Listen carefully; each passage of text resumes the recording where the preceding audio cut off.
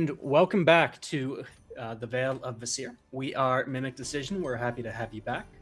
For those who don't know us, we are a group of random ass nerds who decided to get together and play something akin to Daggerheart for all of you at home, but more importantly, with all of you at home.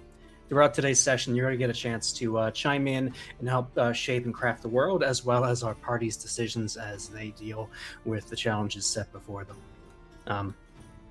My name is Matt. I'll be your GM for the evening. With me tonight, because the others managed to get out of their handcuffs, are Tom, Tim, and Aubrey.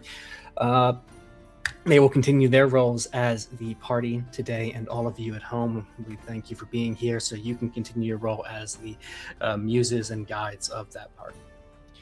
For those who want to catch up on our previous work, you can find our YouTube channel linked here on the Twitch, and you can find all of our previous episodes of the Veil of Vesir there, as well as some one-shots and miniseries. Keep an eye out for a new one-shot to be teased in the very near future, I believe, as we move on. And for those who are watching on YouTube, if you want to come hang out with us live, we are here every Wednesday at 5:30 Pacific on Twitch, and we'd love to have you over in the chat. And of course, if you like what you see, like and subscribe over on YouTube. A follow on Twitch means the world to us and helps us do what we're trying to do here better. But without any more of that ado, let us get back to the game. Our players, when we last left them, had been split apart for quite a few sessions now, chasing down bandits in multiple directions, trying to figure out what's going on in this chunk of the world, this liminal valley, where they had been forced to flee after some shenanigans in their home city. Having successfully rescued a noble Lady Talia Colville, as well as a number of caravan workers and merchants who had been moving around in the same caravan that was attacked by bandits, our party was making their way back to the cave to reconvene with each other and make their plans to move forward. With all of the rescued individuals as well as the with all of the rescued individuals as well as the party back together, they had to make a decision as to where to go next. Would they head north to Firth, a somewhat closer town that also had a delivery that they would need to make, or would they go back to Lindholm, where their allies, of late at least, were located? The group decided to head to Lindholm and follow back through the mountain tunnel. As they approached the end, they heard the sounds of yells and grunts and the sounds of axes thwacking into wood and against metal and stone. And as they slowed to approach the entrance to the tunnel, or the exit as it were in this case, we stopped. And of course, I want to get back to that just as soon as possible. So, party, I do have some Vesir stories to tell, but first I want to give you a chance to resolve this. So let's dive into it. Party, you stand in the tunnel, having been walking for the past few hours in relative darkness, just a handful of torches lighting your way. Ahead of you, the sounds of something wait outside the tunnel, and a few more steps and you'll have not only be able to see out, but be able to be seen. So, does anybody have any questions before we pick up here? We have not seen what is making the commotion out there, correct? Correct. Okay. Are people eating stag still? Some people probably have some leftovers. Yeah, you guys wouldn't have eaten the entire thing. I'd say there's probably some. I guess you wouldn't have had time to make jerky yet, but some cooked meat that the people are carrying around for this part of the trip. Walking around like a turkey leg kind of thing. Like just a leg of venison over your shoulder. I think I was coming in with Tormund, right, in the tunnel, or whatever, when we heard it. But I had a question about what I was doing before that.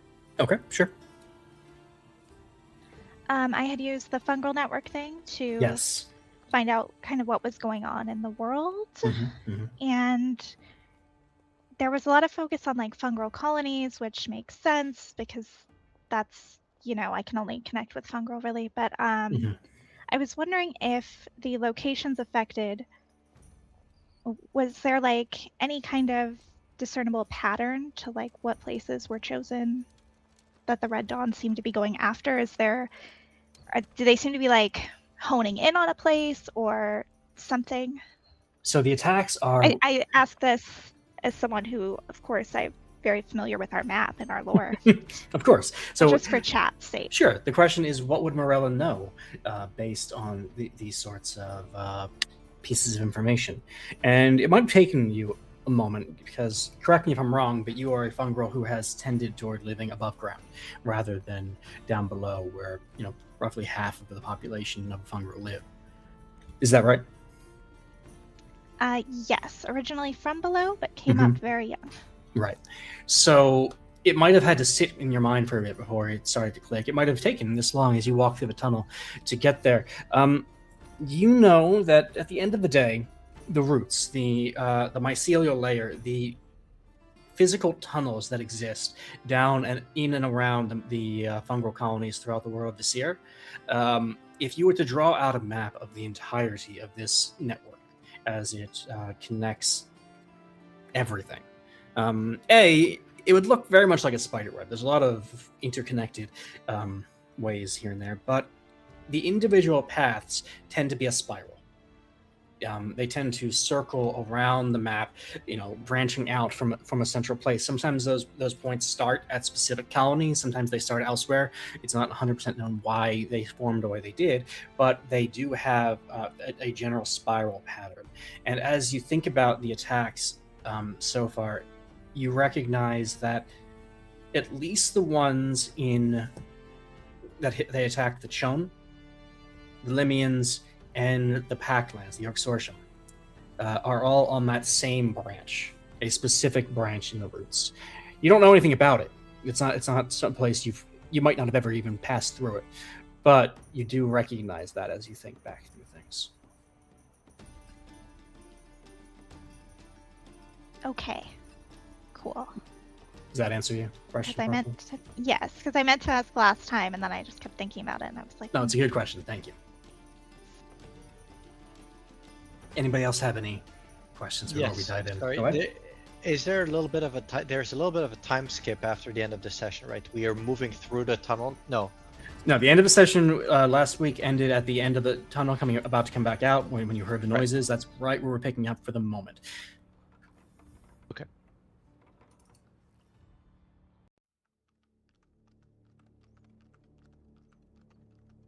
If there are no other questions, then I pass it back to the party. The spotlight is on you. You are on the verge of coming to the exit of this tunnel. What do you do?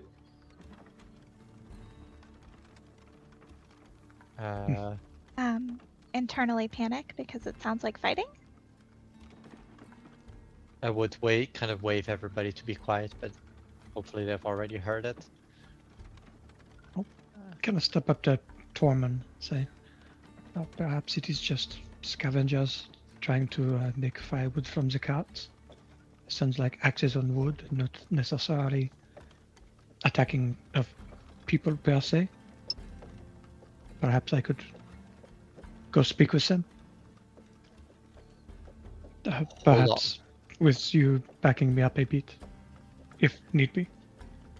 I would like to get an eye on them first. Is the entrance of the cave shadowed?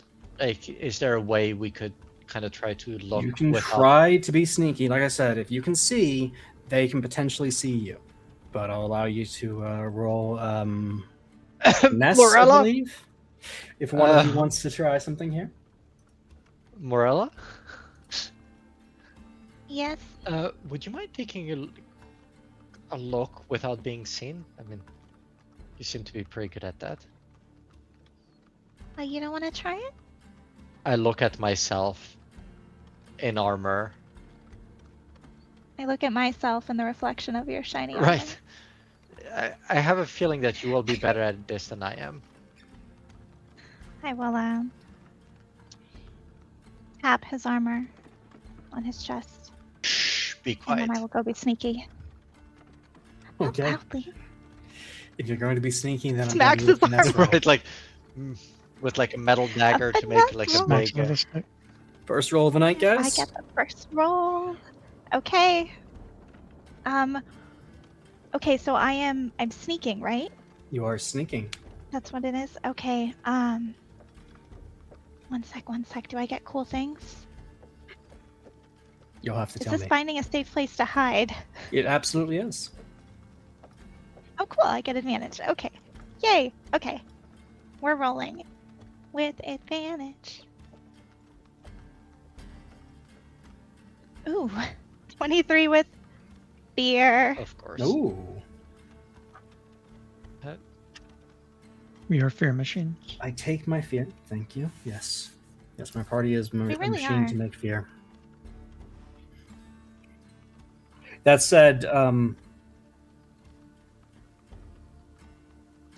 Morella, you realize that there's not a lot of cover here. Or actually, sorry, I'm lying. Morella, you realize that there's plenty of cover here if you're quick.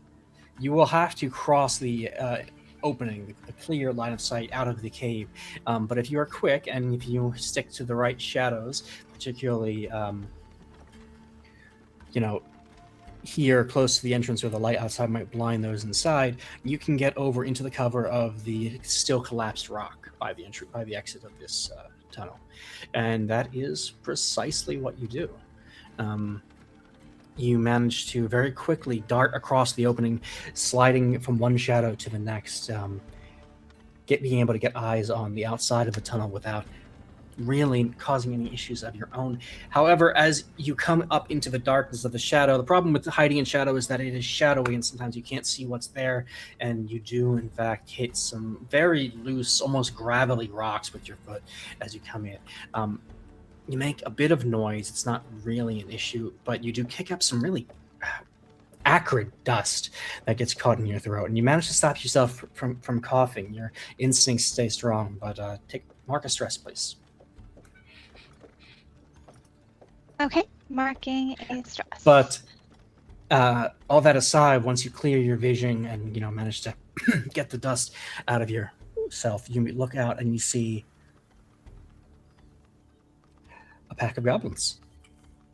They appear to be chopping up the various wagons and pieces of equipment that had been left outside of the cave-in. And as you get a closer look now, you can hear very faintly that they are kind of, singing a little work song as they go. Scrap and stab and stab and scrap. We are goblins, we don't yap. Work and work and work some more. If you don't sleep, you don't snore. Wamba seems to have been having some connection issues. She can hear you, but clearly we can't hear her. Yes. We are swamped with tech issues today, guys. I apologize. Thank you for your patience. We'll wait for Morella's response to our musical goblins as soon as she is back in and able. Mullah, I take it from your expression that you expected this to be the goblins as you came out. No, Okay. I did not. A pleasant surprise. Okay. Bolum, by the way, has taken to kind of us leaning on Baylor as you walk through. He's very tired. It's been a long day. Who's Bolum again? The small red goblin who has been traveling Oh, with I you, who see. survived the bandit fortress encounter. I see. Belu's best friend. I mean, Morella, Yeah. as this goes Caleb on, is his best friend. is able to see the goblins chopping up the carts and stacking the wood relatively neatly. They are quite industrious, which shouldn't be a surprise. I can take a moment here to lay out. Goblins are, in the world of Vesir, have had a kind of troubled past. They largely come from the Packlands, from the Orc-Sorsham, in fact, which is the native Orc homeland. In the past, the goblins were kept more or less as slaves or indentured servants in many cases, and had to deal with a lot of things there. Goblins that you find out in the wild throughout Vesir tend to be goblins who, escaped that situation generations ago. It's no longer the case that the Orc-Sorsham does that, although the situation for goblins there isn't ideal. But you find kind of packs of goblins whose ancestors generally have left the Packlands to come settle and live a more wild life up in the north. Okay. And for you at home, you guys just got a nice view of what these guys have to put up with me constantly Lord drop bombing them as we talk about what these sessions are going to come up to.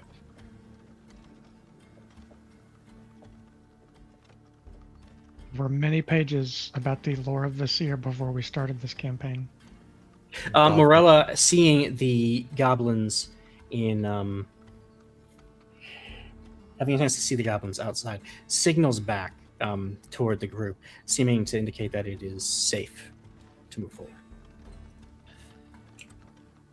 Okay. Billy will kind of, on the signal, just kind of, oh, okay, that's fine, and just kind of walk out. Be careful, Billu.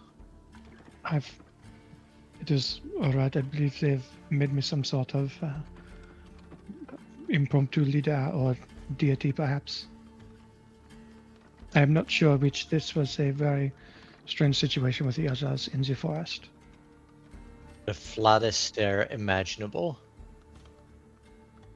Get a little smirk back, and he kind of walks out of the cave. Just to kind of survey the scene of the goblins stacking things. Yeah, as you come out, you see the goblins have been very industrious. Like I said, they've got most of these wagons chopped up into, like pallet-sized pieces of wood or smaller, depending on what they can, and they've just been stacking them in ways that would make them carryable.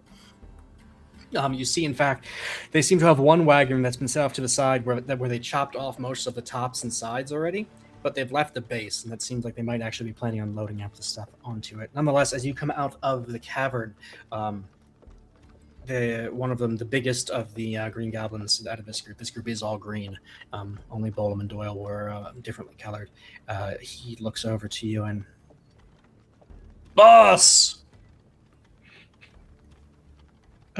Yes. Where's the boss? Oh, I mean, hello. Which boss are you referring Doyle. to? I see. He is in the big stabbing arena in the sky. Oh, that sounds nice. I want to go to the big stabbing arena. One day, if you are a good goblin, I believe you will. But for now, you are doing a wonderful job clearing the road of these. We need a new boss then. Carts. I will perhaps Borin here would be a good example. He is quite brave. He's too young. How about you? He is young, but he is brave. He You'd is be a boss? experienced. I would not be a good boss. No. That's okay. You can learn. No.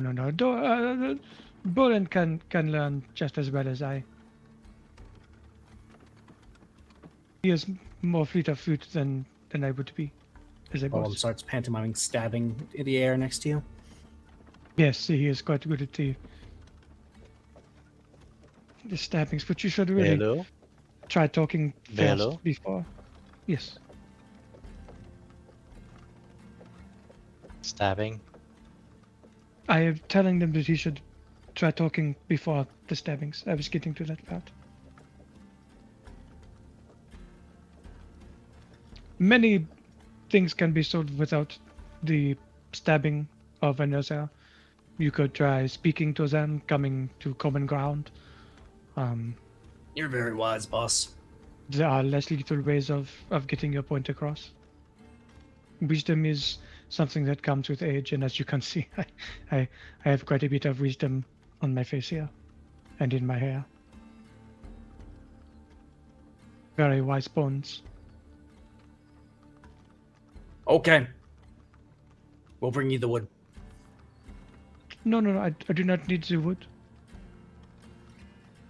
Okay. I mean, thank you for stacking it up, but I have no need for the wood. You perhaps can use it to create a new place to live. That's a good idea, boss.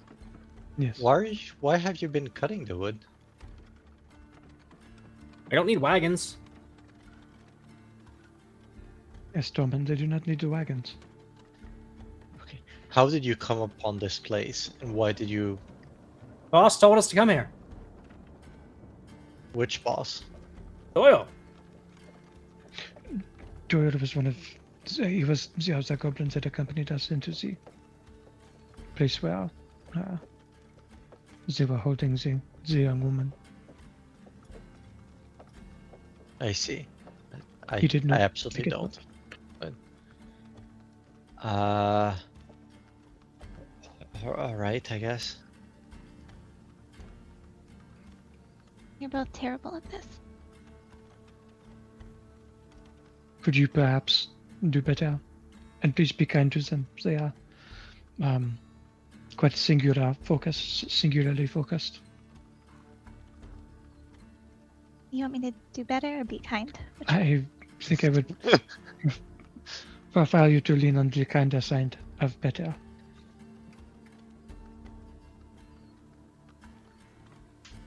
Okay.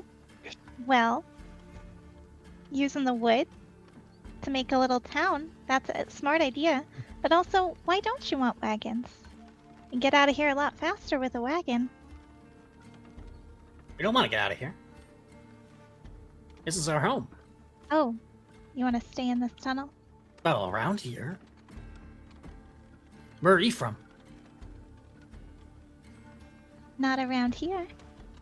Oh, In fact, we could use some of those wagons to get where we need to go. looks around.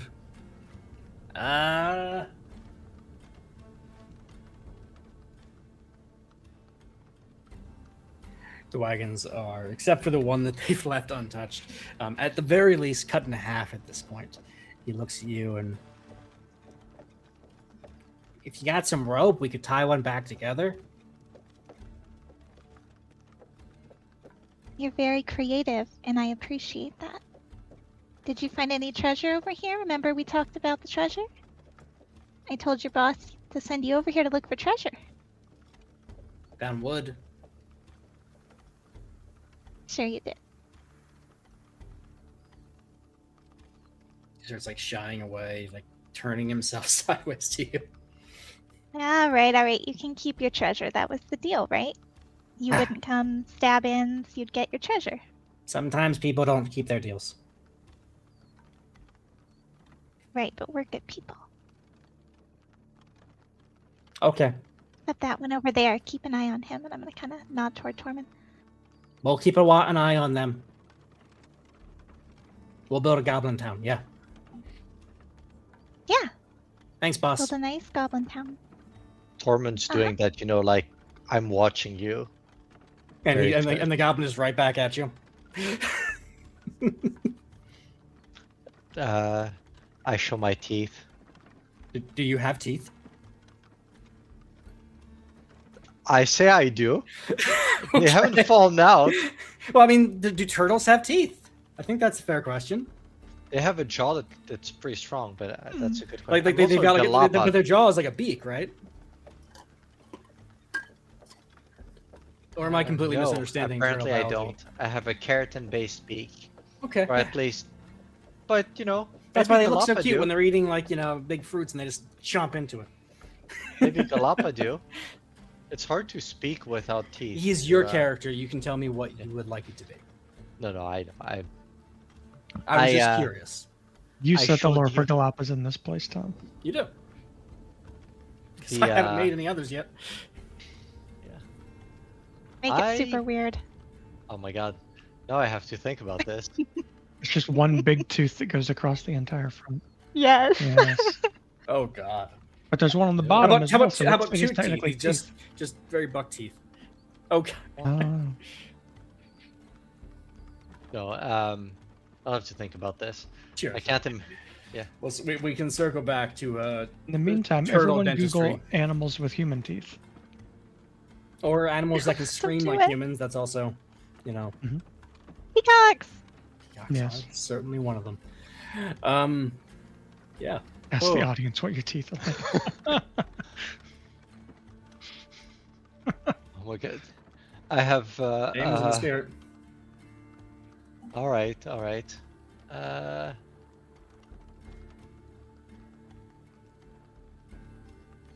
Are you asking them now? I can make it a I'm going poll to on set YouTube. I'm going to actually set it up. Do Galapa. Best session ever. Yes. No. No. Mhm. It's funny, we had questions all prepped to be the first questions of the day, but no, this is emergent. This is Yes, emergent this is- history in the making. This is Right. now the first question.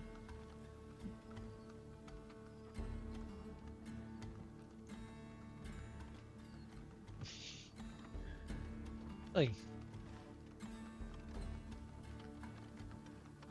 Oh no, human-looking teeth. You gave them that option, Oh God, Tom. this is asking Okay. for pain. I feel like you've not been through one of these before. I am Is it getting what's the plural of Galapa? Is it Galapa? Galapae.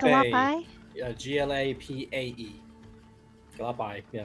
Is it Galapagos? Galapagos? Yeah. Galapae. Is it? Is there an E? Yeah. It depends on the Galapa you're asking. Some say Galapas, some say Galapae, and like you can't convince either group that they're right. Correct answer. Love it. Wars have been fought between the two groups. Poetry wars mostly in this case, but yes. Forewarning to all of you, in case you haven't realized, I am intending to lean a little harder on the Daggerheart's inherent concept of letting the party do a little more storytelling. So be prepared if you have, things that you're interested in that you may have to fill them out a little yourself. Is a poetry battle like a It's a rap- poetry- It's just like a rap battle, right? That's just a rap battle without, 100%. yeah, well, without a sick beat. I mean, it could have a sick beat. They're bards. That's true. Why are you asking that? Did I miss something? I think so. I said the battle they Is fought. there poetry Figured- in chat? No. Well, we've Oh, got no. B, C, and A all represented. I see 2 A's to the 1 B and 1 C. Yes, We're okay. ignoring A DJ is because winning. option C is gone. That's true. It's a wasted vote, TJ. So 2 A's to B, I see. No C. So it looks like Galapae have teeth, Mm-hmm. but they're not Mhm. human teeth, necessarily. Okay. Correct. So that was removed as an option. Good lord.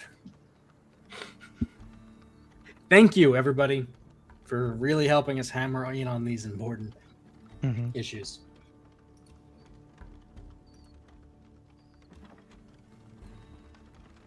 Yes. Okay. Someone in chat just sent me a picture of what is What? that's what his teeth should look like? That is not what I'm just gonna step in and GM executive. That is not what Galapae teeth I look don't- like. I don't know if that's real. It's real. It's just not. That's Galapae. real. Okay. Are you Okay. talking about those sharp teeth, like those sharp keratin spikes? The ones that essentially go down the entire gullet. Yeah. Okay. Yeah. You have teeth. I'll leave it to you to decide exactly what those look like. If you have an answer right now, feel free to share it. But if not, don't feel pressured. We can move on. I am showing my teeth of indeterminate nature right now at the goblin. Gaba. Smirking a bit, but then moving on. You should have made them really scary teeth so you could do an intimidation check every time you smile. Fanged tortoise. A fanged tortoise. Yes. So you want 2 halves of a wagon? I want to do what to a wagon? Do you want 2 halves of a wagon? We can give you 2 halves of a wagon. Oh, you know what? You can keep all the wagons if we can just kind of pass through here and you don't stab anyone. Or steal from them. Okay, but I'm gonna watch that one real closely. That one over there? Yeah. The one with the funny teeth. Yeah, there's something about him, huh? Mm-hmm. Yeah.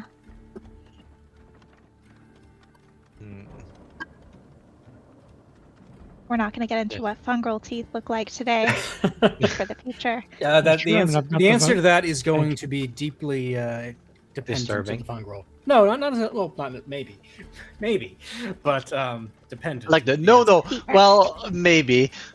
Fungal are one of the creatures that have a lot of control while living over their looks. They can kind of sculpt their mushroomness in some ways, but also the way that they are formed is completely out of their control, and that dictates a lot of what their bone structure is. So,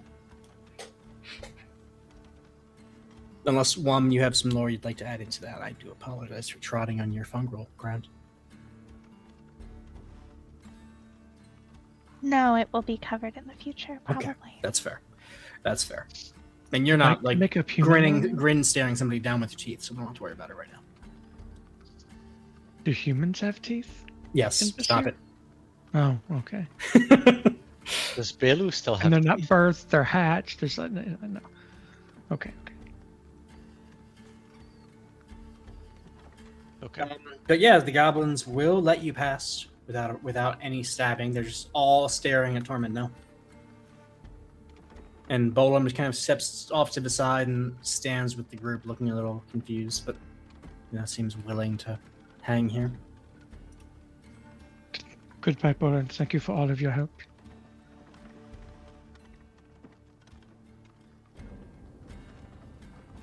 No walk. Bye, bosses.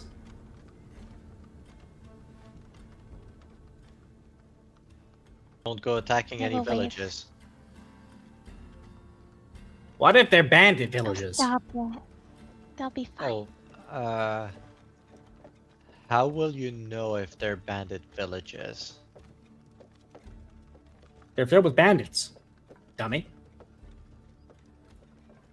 Yes, got a point. Yeah, So, come on, dummy. yes.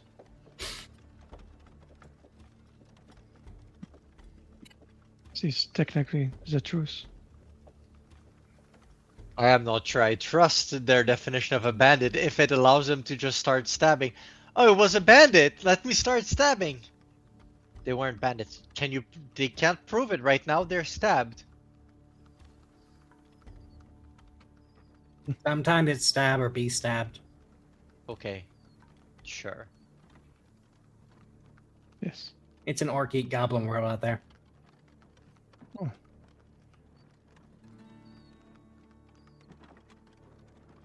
We will have to ask the orcs to stop eating the goblins then.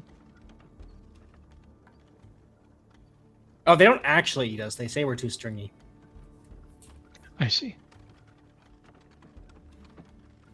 I would treat that as a small blessing then.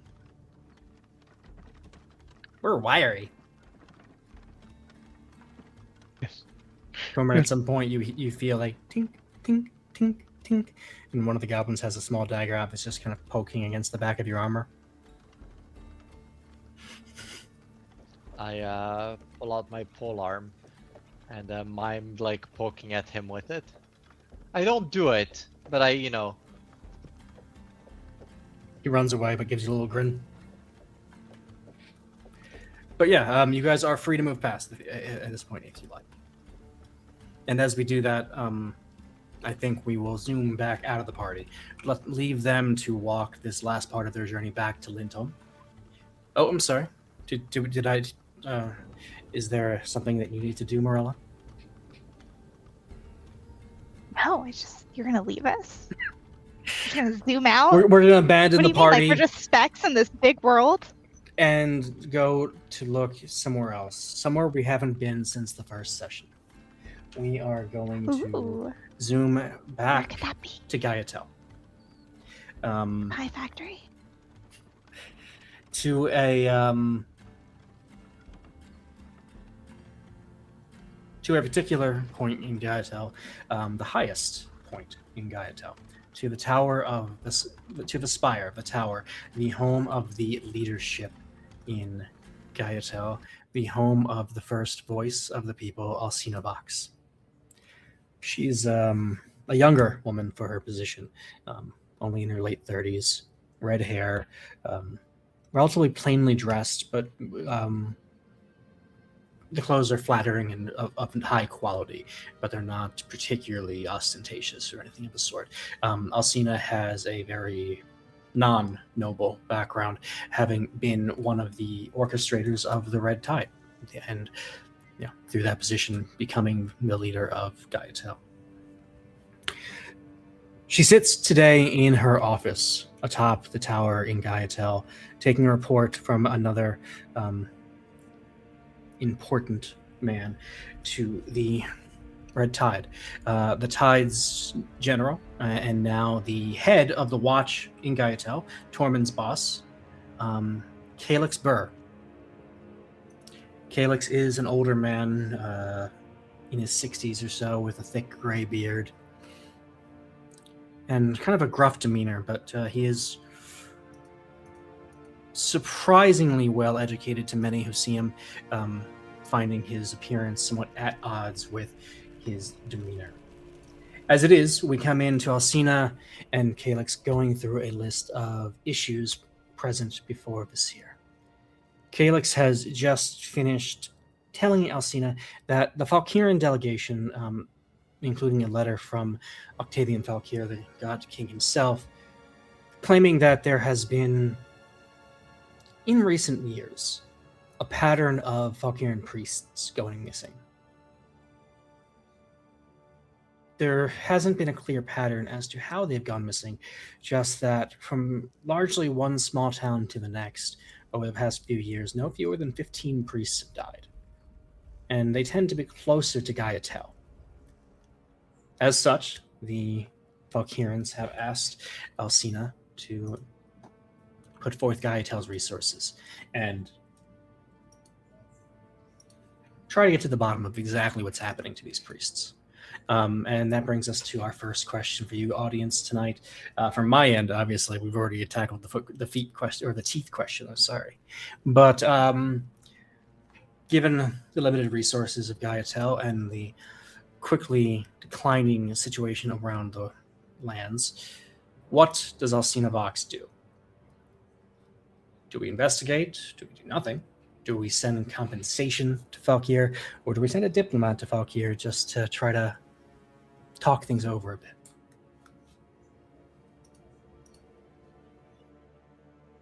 I think they should send Tormund. I think they should send Tormund. Why Tormund? Well, isn't his boss involved in this decision? Absolutely. Is Tormund? I don't know. Is Tormund important? Is he Tormund is a sergeant in the guard. He's not. He's certainly not a fresh recruit. But certainly not an officer.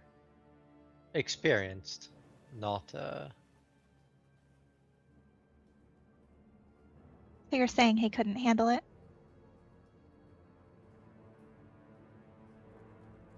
Would a noble trust a sergeant on a diplomatic mission?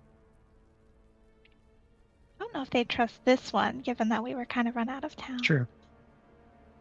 By nobles, right? Or a noble? A noble. A noble in particular, yeah. Or a group of them. See, really, that's why I'm saying in chat, I think he might get fired. May or may not be denobilized. He may have already been fired. Well, he definitely didn't show up for Poor work guy. the next day. Right. One way or the other. Oh, things like that have been brushed around under the table for as long as there have been armies. Tormund misses a lot of work, is what you're saying. Well, so far, we've got A and D, which I think is reasonable. We could certainly combine the two, and given the lack of other votes on this, I'm fine with it to keep things moving. So, yeah, Alcina Diplomat to investigate. gives it some thought and instructs Calix that they'll put some investigators in Gaiatel to look into the missing priest, as well as send a diplomat, both to gain information and to keep relations strong with the nation of Valkyr. Well, ma'am, I do appreciate all of that. Our next question is a bit more pressing. Given the reports of the Red Dawn attacking in multiple different locations, we only really have the resources to aid them in, well, to start by aiding one of the locations. we have, of course, the Orc has been badly damaged by the attack, even if they managed to rebuff some of it. As well as the Chone, our reports indicate that both they and the Druids of Spees Rock are fully besieged.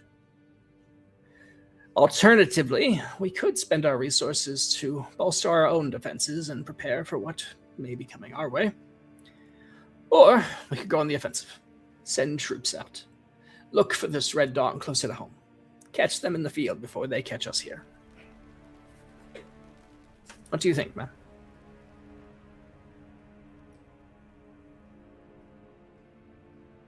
If we can get that second question up. It's already done. Thank you. Chat, if you want to weigh in on this one, I will, say this is the choice, obviously, that kind of culminates over some of the other choices that we've been making across the weeks. So,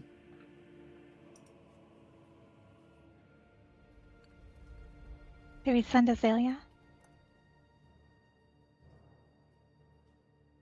I'm not sure that the government of Gaiatel considers your group as part of its assets right now. That is a good point.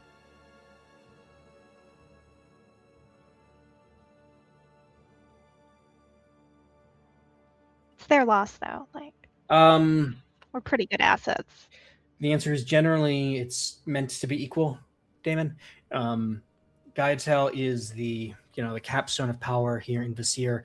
It is a nation that exists at the agreement of the other 5 nations. It's really a constant balancing act. There's no, Gaiatel does not exist if only some of the nations are behind them.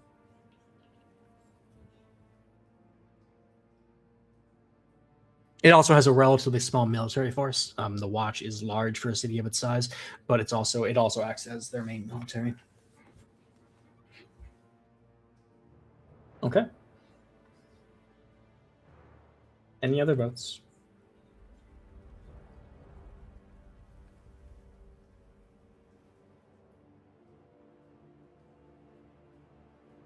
Yeah, because they could send aid and then have a couple people break off.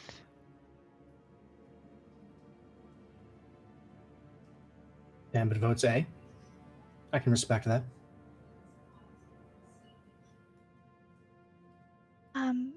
What is the Orc-Sortium again? The Orc-Sortium is one of the members of the Pactlines.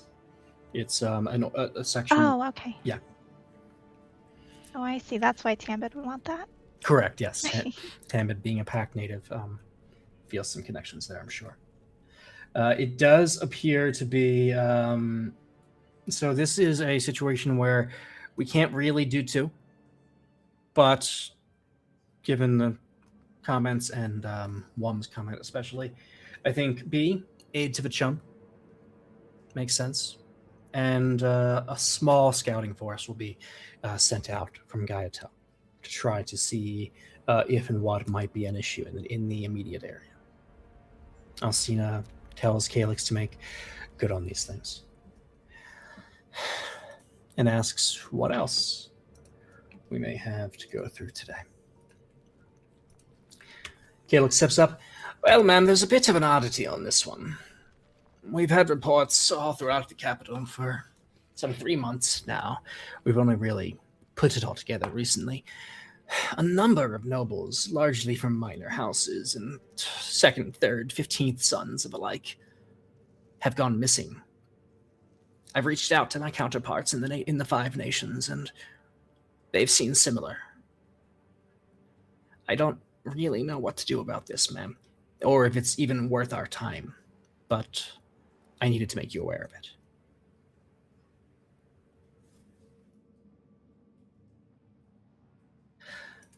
We can bring this issue out into the open, present it to the parties, to the people, and see if we can get any help, hold a public inquest, as it were. Alternatively, we can work outside of the government, hire a private investigator, somebody who can see about all of this as we move forward without officially tying us into it. We can also, of course, use my inspectors. We have plenty, but they will draw more attention. But, of course, we can also choose to do nothing, miss, if you think the resources are better spent elsewhere. If we can get that third question up, guess. It's just nobles. Chat, I hope I'm not giving you decision fatigue, but we have one more issue for the council. How do we respond to the missing nobles?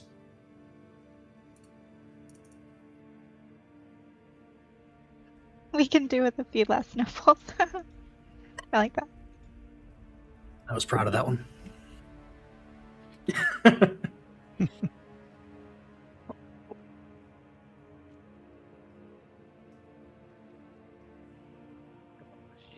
to sleep for 1 minute. I'll be right back.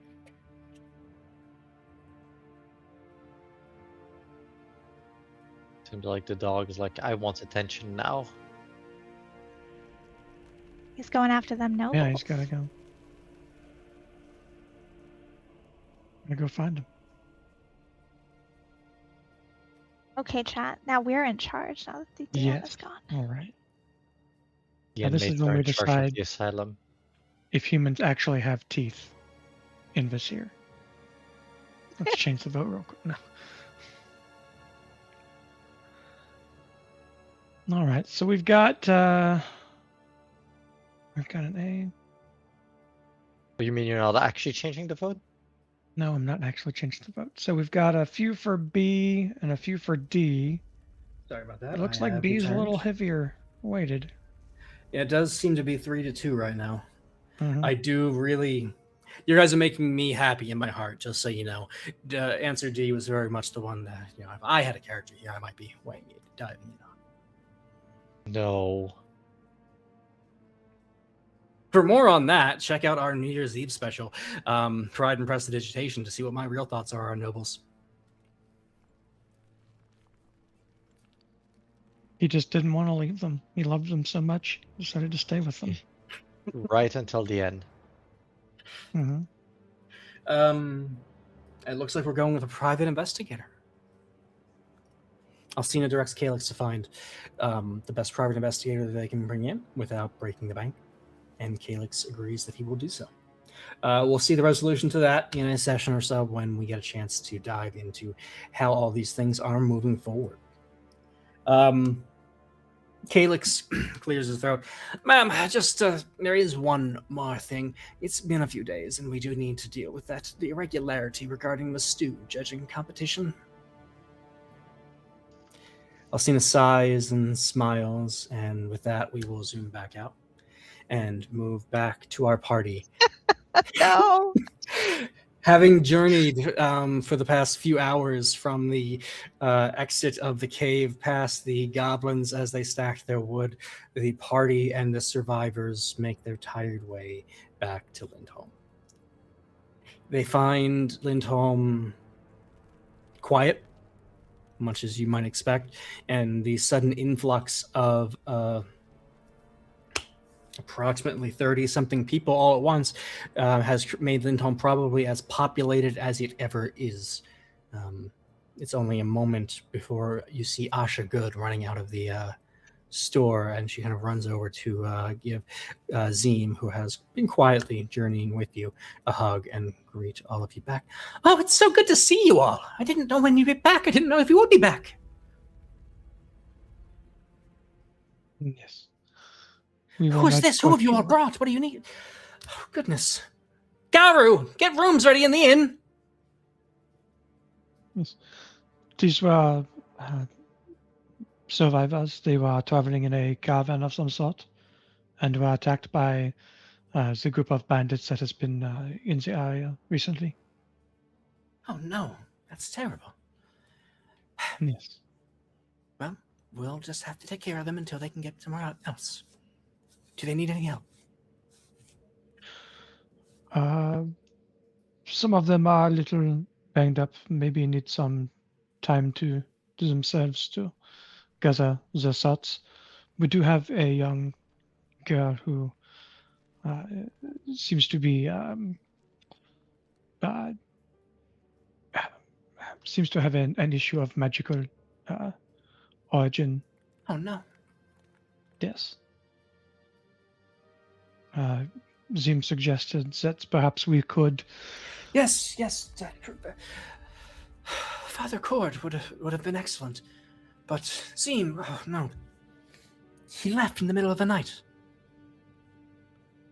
There's a new priest in the temple. He's a bit of an ass, really.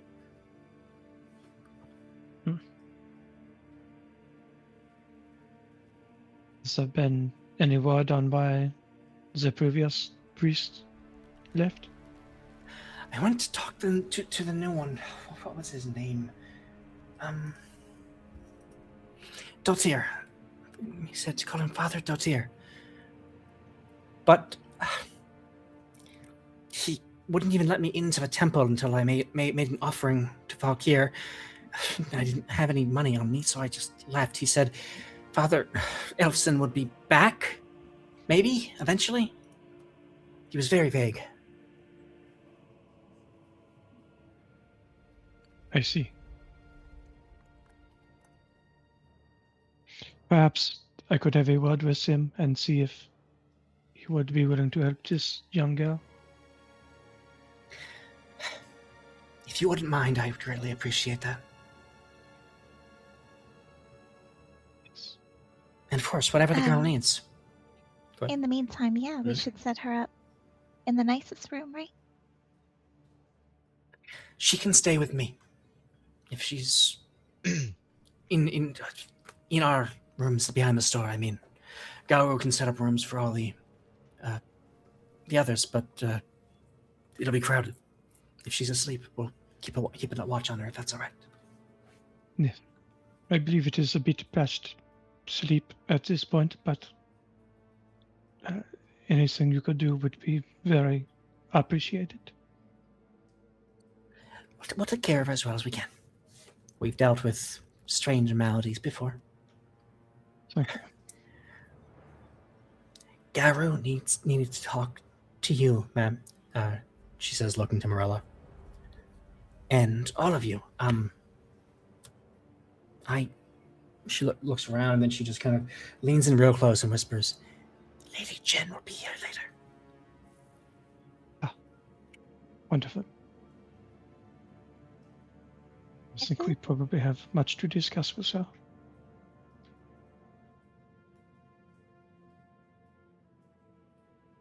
Well, Garu will have to wait. I'd like to help get Talia set up. Oh, of course. Come with me. I'll show you back through the store. And Asha leads Morella and whoever else might be carrying Talia into the general store, back through a door behind the counter into the area where Asha and Zim live. It's a pretty minimal place, very well taken care of, very clean, comfortable enough. Just there's not a whole lot going on in terms of decorations or anything of that sort. But Asha leads you to a small bedroom on one side of the home, and just kind of gestures to the single bed in the room. You can leave her here. It's close to the store. I'll be able to check on her regularly. If you want to leave a guard, you can. I won't take it amiss.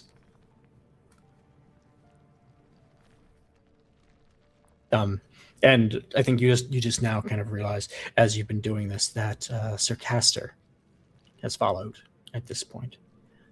I'll be staying with her.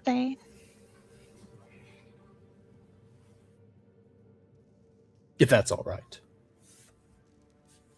Well, of course, she's your charge, yes? I was meant to be her cook, but I am what I am. Yeah, I was meant to be the Queen of Limos, but here I am. Limos is worse off for it, perhaps. That's what I keep telling people. Or that. Hey. I will watch Talia. Before I leave her in his care, I would like to maybe lean over like I'm fluffing the pillows I'm sure she has or whatever. I'd like to see if she has any pinpricks on her hands, like on her fingers. Interesting. Okay. Yeah, so you very surreptitiously, kind of lay her down, rest her, settle her clothes out, settle her blankets, make sure everything looks comfortable. But while you're doing that, you're really sneaking glimpses at her hands, between her fingers, looking at her nail beds and under her nails, just very quickly as you adjust her, with the skill of somebody who is very used to performing delicate tasks under pressure. You find no such injection points. Interesting. I check her toes. You were thorough.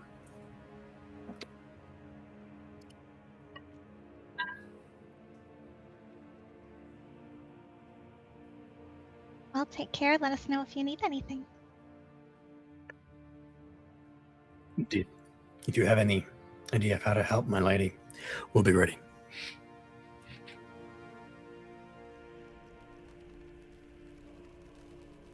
I shall exit.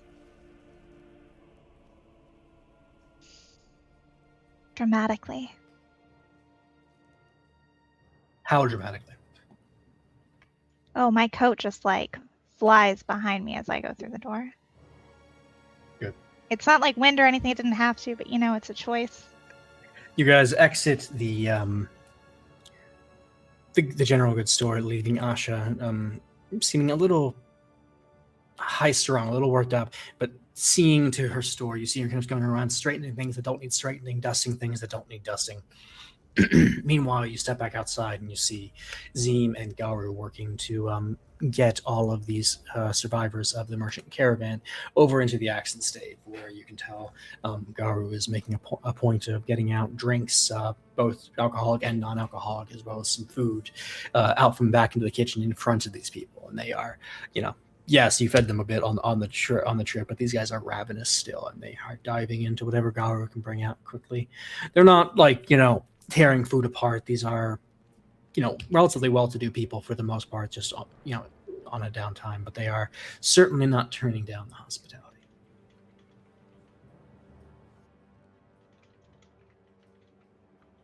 To set the scene, just so we're all on the same page, I apologize if I cut the way off there, but it is later in the morning, getting closer to noon at this point, on a clear day. The rain from the previous day has passed. The dampness from it has largely left the forest its usual, mostly dry, slightly humid state.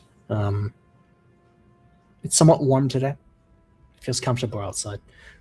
It's oddly relaxing in juxtaposition to the past, day or two of your journey.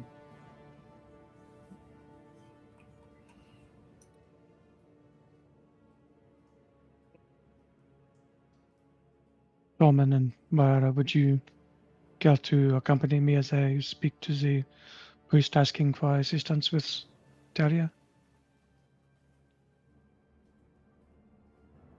You are certainly welcome to help the survivors get settled in as well, if it is not something you wish to do. I think Garu wanted a word, but I could head over after. Of course. I can help, of course.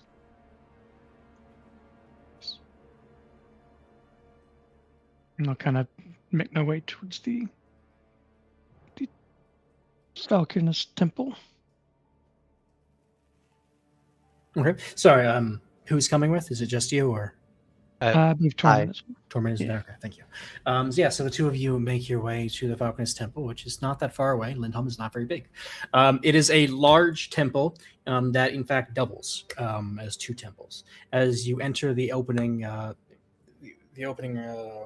foyer, or whatever you call it, splits in two directions. To the left, will lead to the liminal Falconess Temple, which also doubles as the place of worship for all the other various deities of Vesir. Liminal Falconess recognize the validity of other gods and therefore do tend to worship them as well. Orthodox Falconists, the people you're here to see, do not. They recognize one god and only one god, and that god is Valkyr. And if you go to the right, you will find literally half of the space in this temple is dedicated just to the Orthodox temple. As you enter, you see it's a relatively modest place. Gray stone, wooden tables. There is a nice golden bust of Valkyr as he is frequently shown as a four-winged dragon in flight. Standing before that statue and seeming to be rubbing his chin, lost in thought, is a tall, broad man. He's more round than solid, but you can tell he is certainly, has some strength behind him. He's clean shaven. It's maybe not the best look for him, but he is. His hair is black, going gray around the temples. And he just he's chewing on his lip as you enter, and he looks over and, oh, well, hello there. You don't look like the type I'd expect to see here. Welcome to the temple. What can Valkyr do for you? What can you do for Valkyr? And as he swoops over, he grabs a golden bowl and swoops it in front of you. A donation for the temple, perhaps? Perhaps we are here to seek assistance that I believe you are uniquely qualified to provide in this town. That is what we are here for. Valkyr provides. What is it that you need, my fair son? There's a young woman who has come under some sort of magical effects. Oh, the horror. Yes, it is quite horrible. She was kidnapped and potentially put under some sort of magical induced sleep. I was hoping perhaps you would be able to take a look at her and see if you are able to lift the sleep and wake her up. Of course. I'd be happy to help. It's my duty as a priest of Valkyr. I simply need a proper remuneration for these supplies, of course. Something in the neighborhood of 20 gold should do it. It is customary, of course. 20 gold on a success, right? Well, I have to expend the resources either way.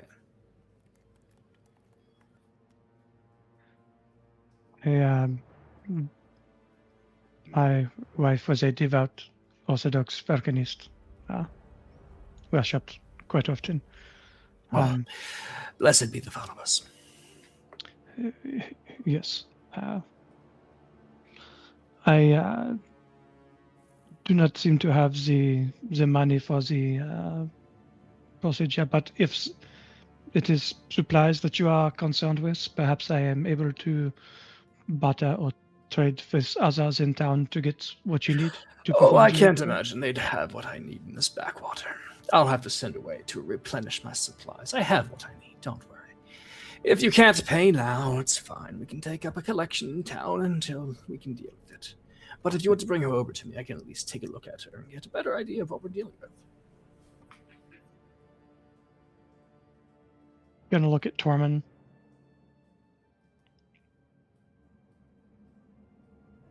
And say, okay,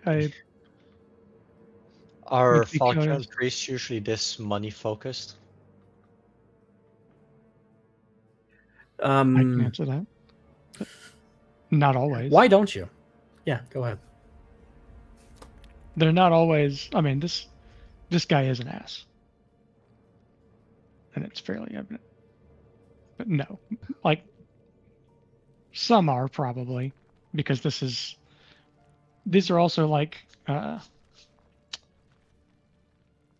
what would you say, Matt? They're like almost kind of like the Valkyr. They're almost like diplomats as well. So there's in that regard. It's interesting. So in Valkyr itself, which you are not in right now, the Orthodox Valkyrian priests are in fact the rulers of their towns. So they are the mayors. They are the governors in some cases. That they oversee the governmental structure they're under. In other areas, such as now here in the Liminal Valley, which is technically part of Limios, Orthodox Valkyrian priests are granted a lot of leeway, a lot of almost diplomatic immunity. They are almost like ambassadors of Valkyr wherever they are.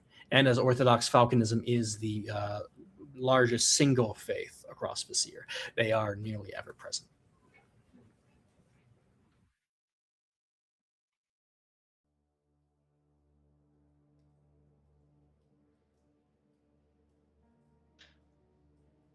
In as a case, I believe it would be good for us to bring her to you and see if this is something that you believe you can help with. Wonderful. Bring her to see me. I will inspect her, and we will see what can be seen. And any information you have about her malady would be helpful, of course. Yes, I have told you what we need to know. What we know at this point. I have tried healing myself. Disappointing, but fair enough. Bring me her, and I will see if I can't do what you could not. Okay. Come along, Norman. Let us bring Talia. I'm gonna kind of give him a nod and leave. And leave? The temple. Okay. Yeah.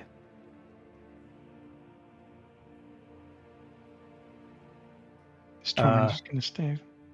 No, I'm following. Oh, okay. Sorry. So are you going to get Talia, or are you saying you did already? No, I'm going to get. Okay. I'm basically just leaving the temple right now. Sure. Go with Valkyr. Yes, and you as well. Speak. Kind of get out the door. See, Tormund, I believe the Elsa priest would have been much more helpful in a situation such as this. Yes, he does not seem very helpful. He may in fact be able to help you. It's just the matter of the coin. It seems like a large quantity for a priest, but it is not the worst I have seen. There are other cities I go to on my routes where the priests are quite greedy as well. It happens from time to time. Let's see. This is not But official policy, it is their choice. Official policy is a bit unofficial with Orthodox Falconism. Question, Matt. What did the priests do during the Red Tide? Were they helpful or not? The Valkyrian priests during the Red Tide were mostly killed. Okay. So I can't blame them for, okay. No, they, so the Tide is interesting in that it has really no connections to the powers that were before the event. It's almost entirely a grassroots movement. There are some minor nobles from Gransel and the Packlands that were involved in the Tide rising and the orchestration of the Red Tide specifically, but the people in power did not gain from this. It was a loss for their part. There were very few priests, particularly Orthodox Valkyrian priests, who would have been gained with that. They tend to pretty jealously guard their power. Mm-hmm. At least the ones in major positions. Sorry, go ahead. Discuss a little bit more like the cause of this, or what is known broadly, for how my character would react to some things. But... Sure.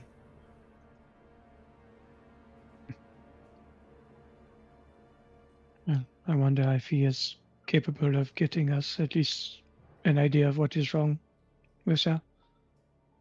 I thought he seems relatively certain.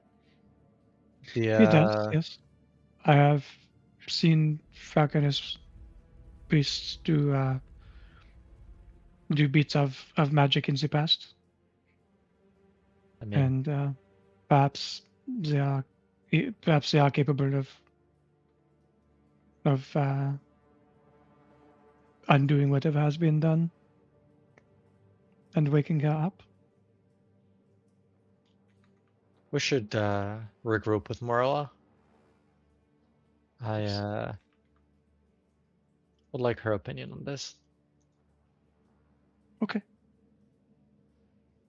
I believe she was going back to the tavern to have a conversation. Sure. Let us scooch over to Morella.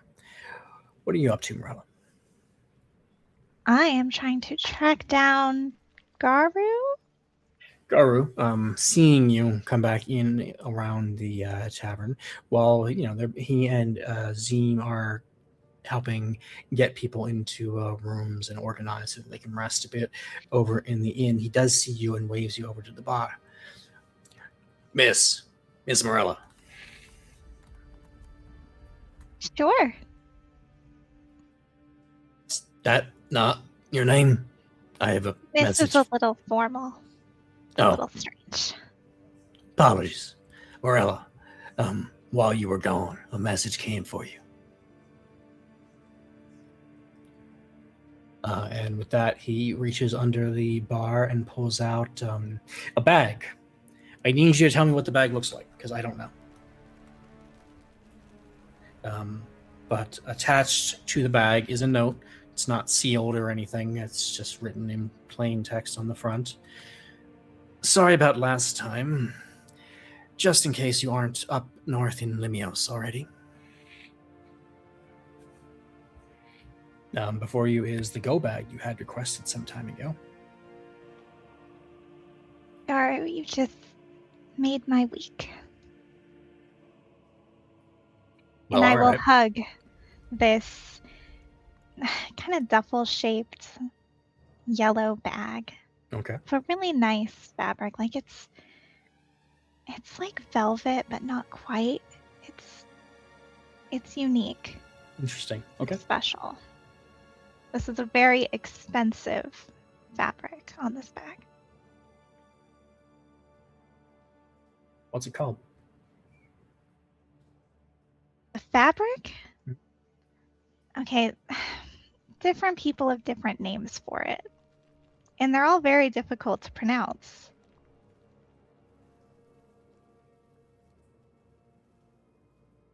So it is a word that's hard to pronounce.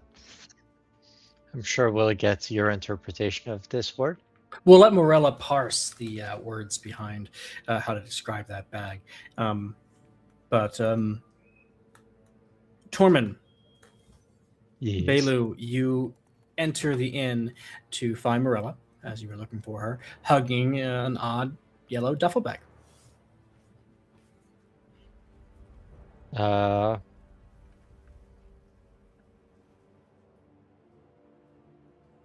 is that genuine bilk? I have not seen that fabric in so long. Right, you've seen it before, isn't it nice? Yes, I my have. My boss got it for me. My travel. Also, I believe the person who had a scarf made of it did not call it bilk. They called it something else. Yeah, sometimes it's called shiffle. Yes, perhaps. It's spelled a little differently, but you have to... Bumblekin. Mm. Oh, you're one of them.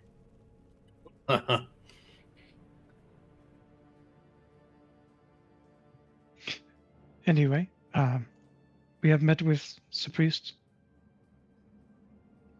I believe earlier assessment was correct when he was called perhaps not the nicest of priests, but he seems to be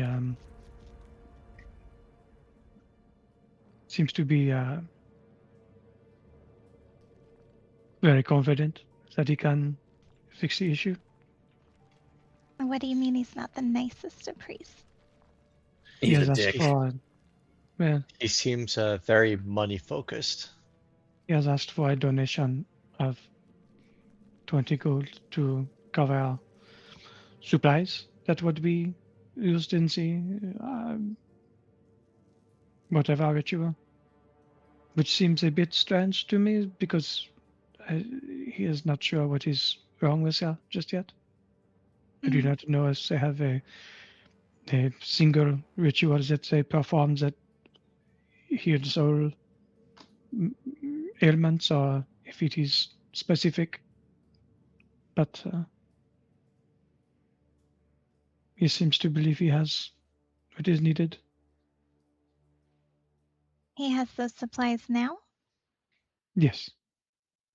But they He's are... not going to pull a whole pay for them. Now I gotta order them. Now you gotta wait. Oh, now it's more gold later. Yeah, it was more of a I have some and I will use some, but I will have to order more to get the supplies that I'm using. It was to also very much replenish my a supply. I can't guarantee that it'll work and you will pay me ahead of time situation. You know she's a noble, right?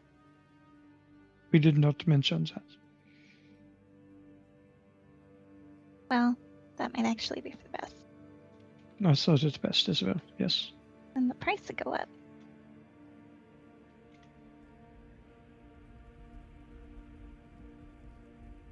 So what's By the way, question? I really wanted your opinion to see if you thought it was a good idea. I've exhausted all of my methods for hearing someone who is asleep. And I believe Torment would have similar methods to mine. Perhaps. Yes, the- just less good. I can cook her a meal. It'll be healthy, but she needs to be alive to eat it, awake to eat it. Yes. Seems like a good possibility, but If nothing else, if he can see her and see, perhaps tell us what is wrong, it will give us more direction into how to fix it. that's one way of looking at it. 20 gold seems like a lot. If he can look at her and say, "Oh, this is something that I cannot fix immediately," then we will not have to pay the gold because he will not have used supplies, but we will also have perhaps a better idea of what is wrong. Assuming we can trust them to say the truth on that. Either way. Any chance her guard will pay the gold? We have not It asked. looks like they still have money. We should have to ask the goblins if there was still some gold there. I believe that No. was promised to the goblins. Yeah, the Everything goblins, that they was need in the that gold to goblin. start their economy.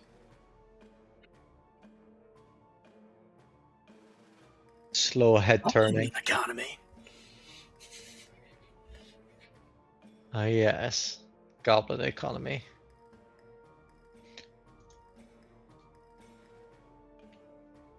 Been watching entirely too much Goblin Slayer lately. Yeah, sorry. Well, thank you, Garu. For my bag, here is not a handful of gold. May I give him less than a handful of something? You can give him a single gold if you want, or So I think we are going to eschew, moving forward, for everybody's aware, the Daggerheart monetization scheme. No! And Yes. we will probably going to, I think, adopt copper, silver, and gold as a to allow for denominations that make sense both for the adventurer and the commoner. I know. Look, I'm sorry. I tried to like handfuls, bags, and chests, and I can't. We are going to. This isn't even Daggerheart now. It's unplayable. There's a reason. You're undoing titled unknown years Daggerheart-ish. of inflation here.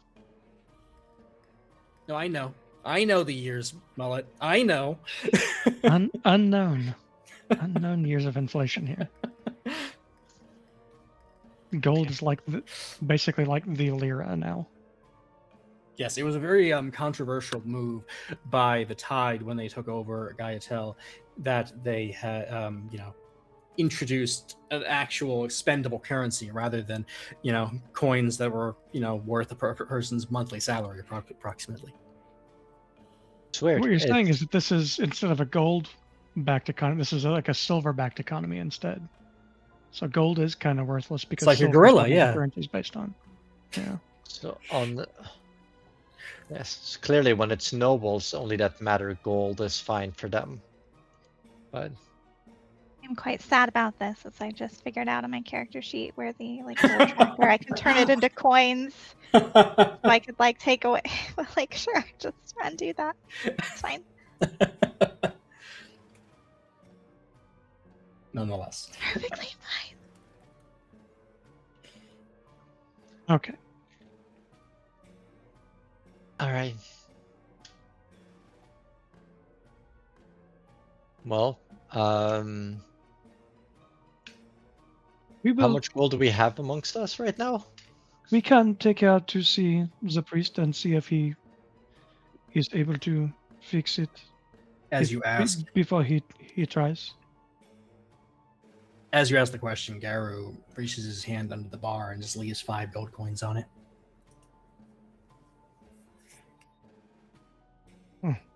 Hey, I just gave Thank you you. one of those. Easy come, easy go. A very expressive turtle eyebrow is raised at him. A even more expressive furball eyebrow meets yours. Thank you very much for the donation. I will see if her guard has any things that he could lend. But I do believe we might be able to just try and see if he can, if he believes he can reverse it prior to having him go through the ritual and spend the resources to do so.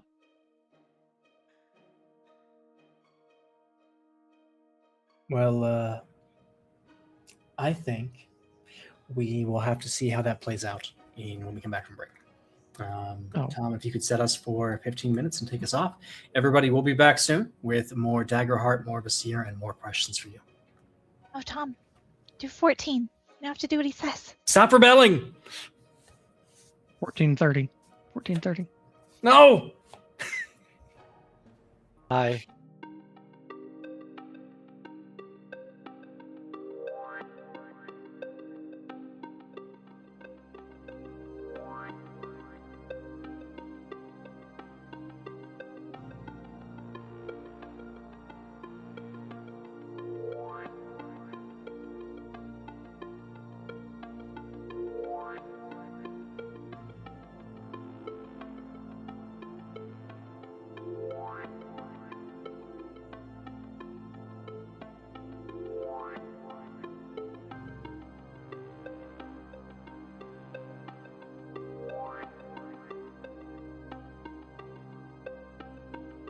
Hi, and welcome back to the Veil of Vesir. We are Mimic Decision, picking back up from where we left off right before the break.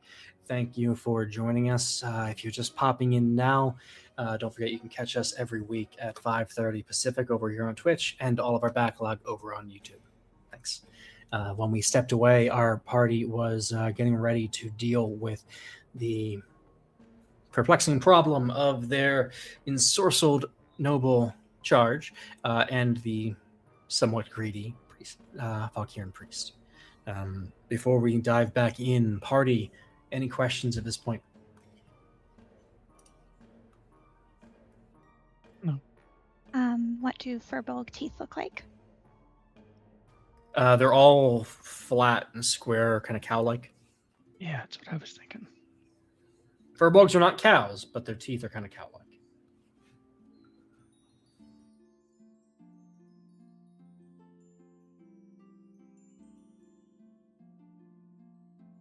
Okay.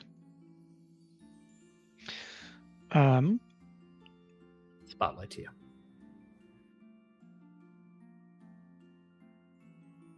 All right. So I will go and let.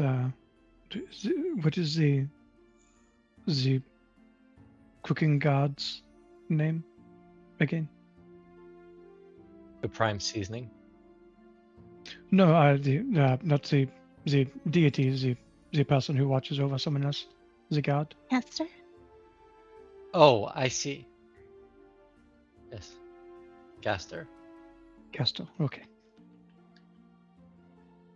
I will go inform Castor of our decision, or of this option, and see if he agrees, since he is, I believe, technically in charge of watching over Daria now. Yes, in charge. Well, You not like that? I do not think that is adequate guard for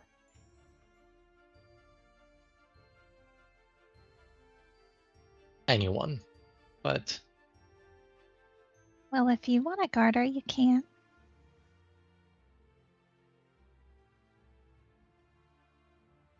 I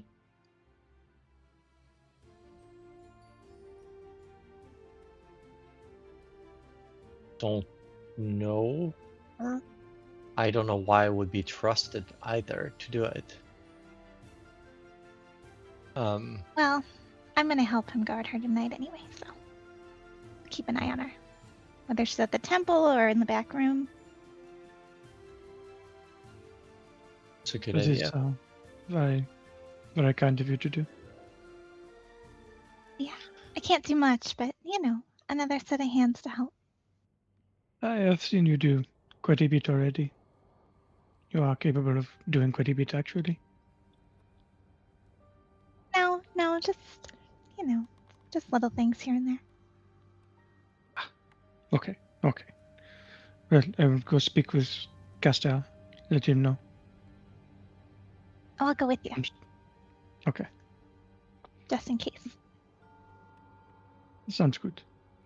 I'm gonna leave and head towards goods. Sure. You take a very long walk across the square. Tom, I'm sorry, go ahead. Nope. I will stay behind, and I would like to talk to Garu, but solve their thing first. It's fine. Sure. You guys take the very long walk across the square to Goods. Asha nods at you and doesn't stop you as you move back to walk behind the counter into their living area, where you find Sir Castor sitting on a chair outside of Thalia's room, her door open directly to his side where he can turn his head and see her. He looks at you as you approach and, hello, what can I do for you? We may have an option to potentially you'll get Talia woken up again.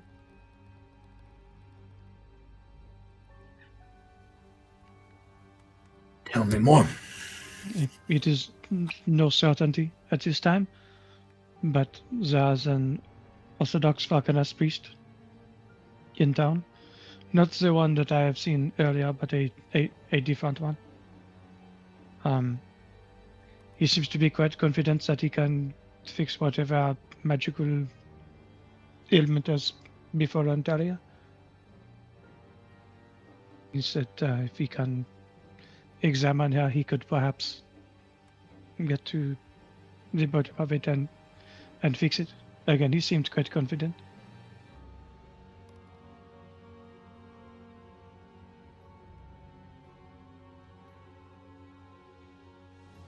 It would require taking her over to the temple for him to see.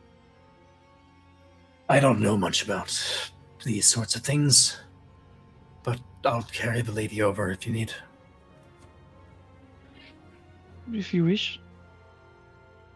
I believe we can go see him and perhaps he can give us at least an idea of what is wrong. I am hoping he will know how to fix it. Would you like to do that presently? We can move her over. Sure. And he gets up and goes and scoops her up in his arms and... Oh, here, let me get her hair. And, I will act like I'm fiddling with her hair, but I'm checking to see if he has pinpricks on his hands.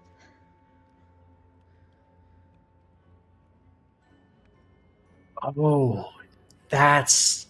I'm sorry. I misunderstood your question from before.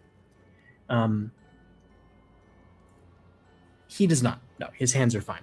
Thalia does, in fact, have not... It doesn't look like a needle, but it does look like a pinprick on her thumb. I'm sorry, I completely spaced. It does look like a pinprick right in the center of a pad of her thumb. Oh man, I was gonna go around to every person. Yeah, no, I didn't make the connection.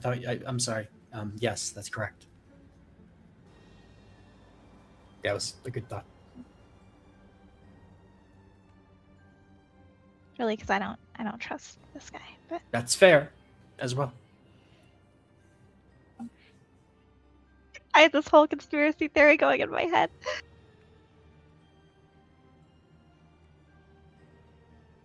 I check his hands anyway, because maybe he's reading her diary. His hands seem fine. You do see cuts on them, but nothing that looks like a pinprick. More like the scars of a chef. He should get a chef's glove.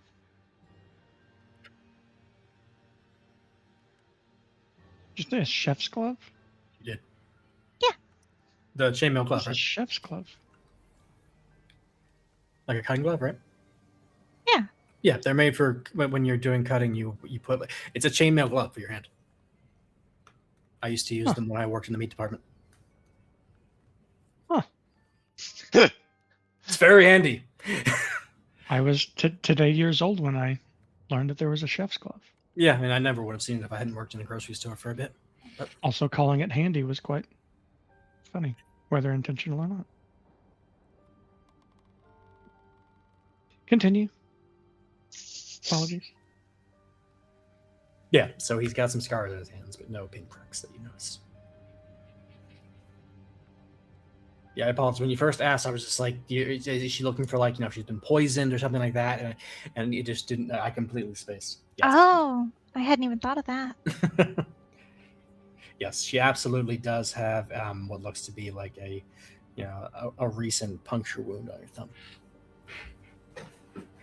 What did you think Wombo was asking? What I just explained. If she had been poisoned or anything. Thought she was looking for track marks. Essentially, yeah. That was my first thought when you were like, "Oh, I didn't know what you were asking." I'm like, I didn't think she was doing drugs. Everybody's doing drugs in Vesir. Gotta pass the time somehow. Okay, this is good to see. Just a tempo. And yeah, so Sir Castor has Thalia and follows you to the temple if that's where you're going. We'll take a moment before we continue with that and swing back to Garu and Tormund in the action stave, which is noticeably busier than it has been the entire time you guys have been here because of the influx of the survivors of the caravan.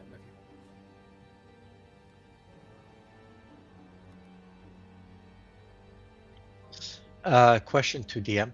How much is 5 gold? It's a good bit. That's what. So in line with the change of currency, think of it more in line with what traditional D&D currency would be. I think the standard I want to think about is like a gold is probably akin to like a month's salary for an unskilled laborer. Okay. What about for like for Garu if he's For Garu, like he's an innkeeper, but he's an innkeeper out here on the fringes. Gold is going to be hard to come by. His clients are going to tend to pay him in copper and silver. Right.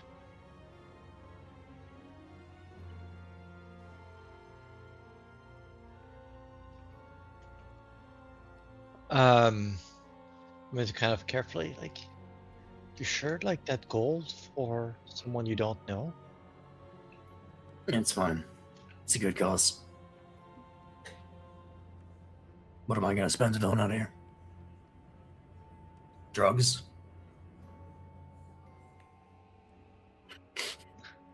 New sauces.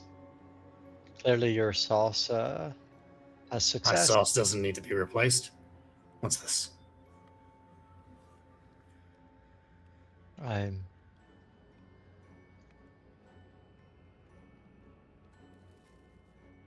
We don't want to abuse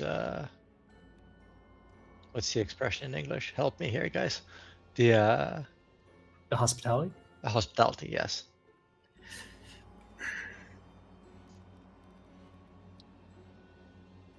You must have figured it out by now, son. This isn't a normal town.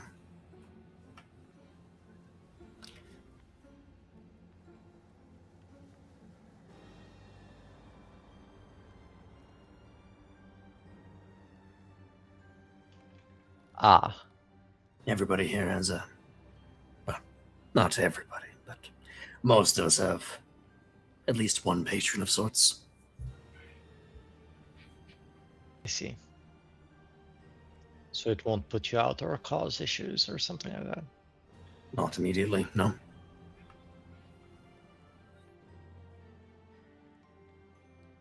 I obviously can't afford to pay you, but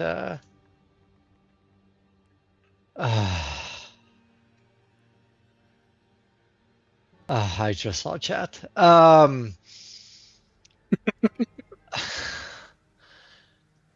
I can't afford to pay you. I can offer my services to cook for an evening or two if you want to relax for a bit. I know it doesn't replace it, but No. I'll cook them. Though I do appreciate it. You rest. I think you lot have done enough.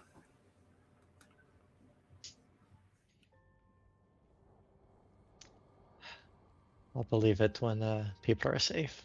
But thank you. Safer today than they were yesterday. Sure.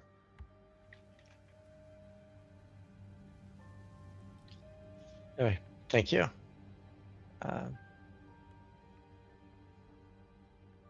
Like I said, happy to help.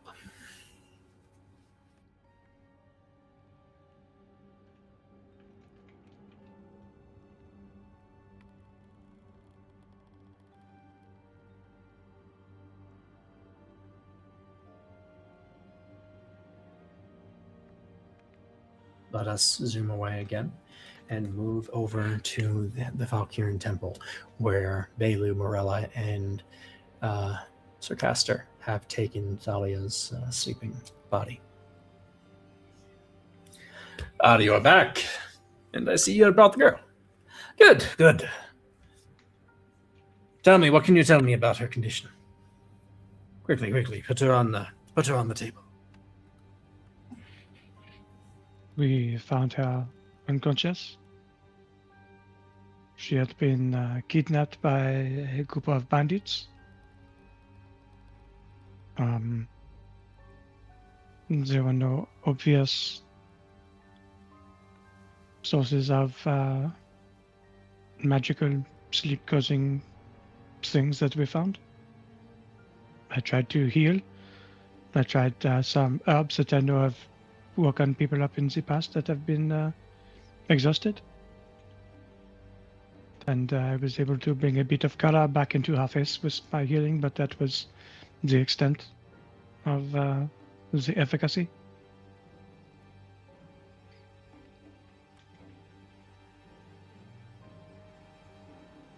The priest kind of moves his eyes across from Belu to Morella to Castor to Thalia, looking at each of you as Belu explains all this, and he just kind of nods and rubs his chin some more. And, very well, I shall look at her.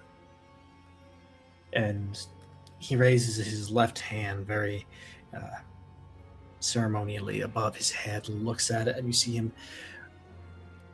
cross himself in the 4 sign of the wings of Valkyr, and he starts to channel energy into his hand, and it starts to glow. And that glow fills the chamber, and he takes that glowing hand and he just waves it over Thalia's body, maybe 6 inches above her, from toe to head, just very slowly. You see him looking very he's concentrating quite hard as he does this. And you see him repeat it back and forth over her body, stopping occasionally at different parts, sweeping his hand down over her arm and over her legs, looking and humming to himself very loudly as he works. It looks relatively impressive, unless you also happen to be a seraph. And you recognize that all he's doing right now is casting light. Mm-hmm. He looks back to you, to the group, and I think I will need to keep her for observation. I am unsure what malady has taken root in her body. I may have to try a few things to flush it out. I see.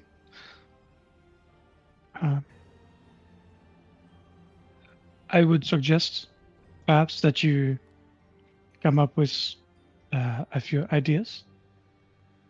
She will be staying at a residence here in town. Surely you can leave it here with me. Here, under the watchful eye of Valkyr, she'll be as safe as anywhere in town. I believe she would be more comfortable in the residence that has been set up for her in town. Look at her. She's a vegetable. How can she be comfortable?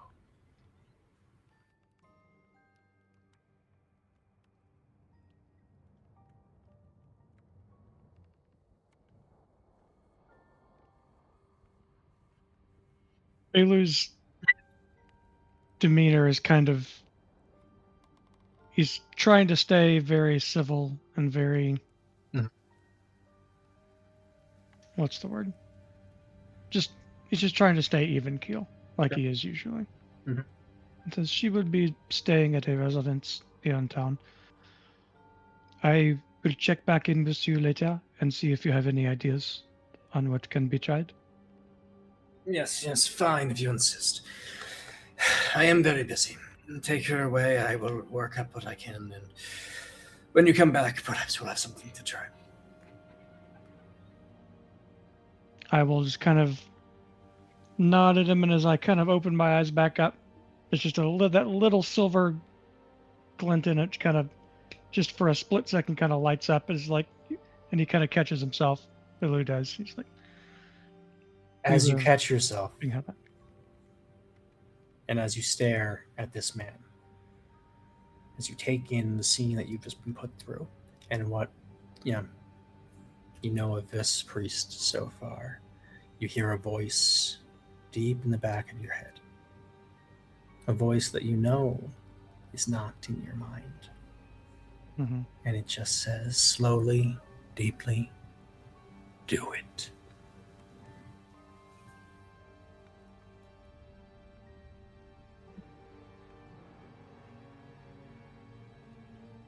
So, Casta, I believe it would be a good time to get Talia back to the residence. He looks at you and just kind of looks at the priest, and you can tell he's disappointed. He looks a little crestfallen. Are you sure? I don't want to... If the priest can help her, I don't want to hurt her. I believe the priest will have some ideas perhaps later on how to resolve. But for now, I believe we are just in the information gathering phase of diagnosis. He looks at you and just kind of... If that's what you think is best. And he just very quickly scoops her back up very carefully, gently, and I'll take her back. Thank you, Father, he says to Dotir, and he walks out. The father just kind of waves his hand. We should probably get one of those beds you can push people around in. If it takes too long, I mean. It would be more convenient for him. Thank you for your time, Father. As you wish. I will be here. Just kind of nod and turn to Morella and say we should let him be with his thoughts for now. Is it really only one priest in this place? No, there are 2 temples. There are, in fact, at least 2 priests, generally speaking. So you have not met anybody on the other side of the temple yet, but you are certain, but just based on, pattern recognition, that there is likely a liminal Falconist priest here in town as well. If not, also a priest of some other deity. So hard not being there for this conversation. So, Baloo, is there really just one priest here? There's only one Orthodox Falconist priest in town at the moment. there are maybe another priest next door, but they would not know much about that. Could ask that priest, or we could find a nice witch doctor or something. Let us investigate elsewhere for now. Perhaps we will go next door and speak with the other priest. You came here before, though, you were saying, right? Who was it you spoke to? Was it this person over here? I'm just gonna point at the guy. I did not speak with the priest who was here at the time, but he was a different person. Was he maybe better? Belu is just kind of going to look at you almost blankly and just kind of give you a nice smile and gesture towards the door. Just saying, if he was better, maybe we should have him look. We could wait. Our gold could wait. And I will go out the door, but I'm still gonna be insulting this guy as we leave. And Belu's just kind of gonna, as they leave, just kind of look back at the priest and just kind of nod and keep going. And he nods back at you. Morella, I think you probably would have noticed early on that he was largely not looking to you, talking to you, looking at you. His eyes kind of danced between Belu and Sir Castor, very rarely even noticing your presence in the room. Charming.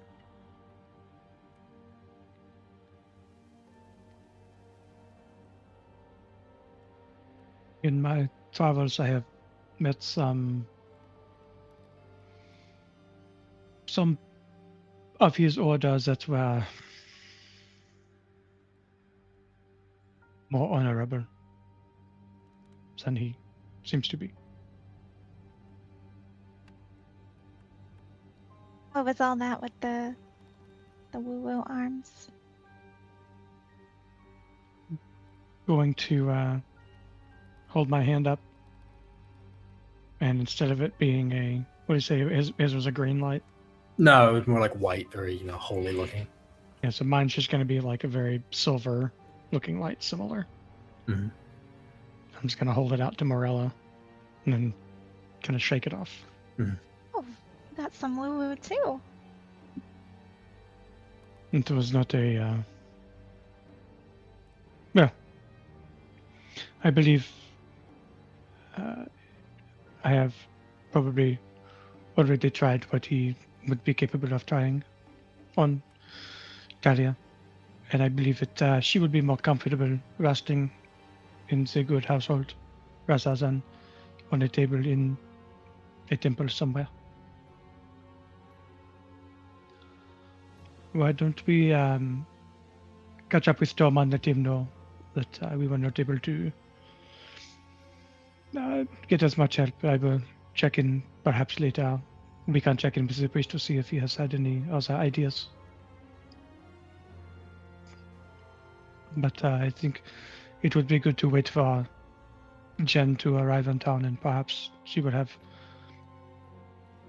perhaps good news that we are clear to go back to Gaetel. Oh, that would be something. That would be quite nice. It's a good plan. Mm-hmm. Oh, and I must speak with Carol. I've got a letter that I was meant to deliver that I was not able to into France. I may have to take care of this at some point as well. Maybe Jen could have a runner. It is possible. Or I may stop off in France on the way back to Gaetel.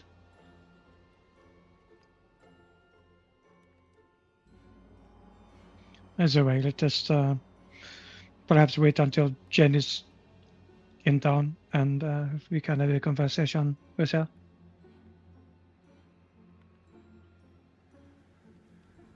And if we all go to Firth with you on the way back, Mhm. you won't get jumped by bandits. That would be a nice difference from the last time I attempted to go there, yes?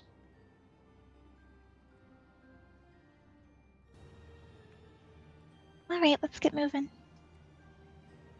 You're very chatty today. Well, I have not been attacked by bandits today, which makes it a much better day than yesterday.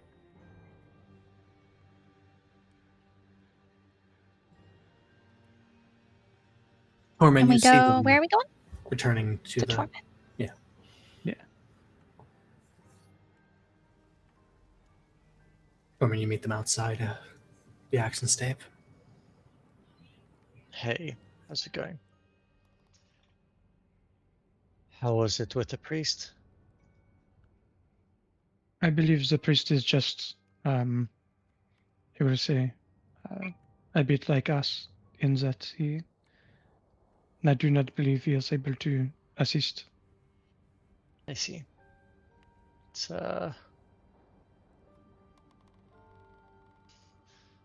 not reassuring. Is there another priest around here that might be able to help? There was another priest, but he is not in town at the moment. Another see. that was in the temple when I visited last.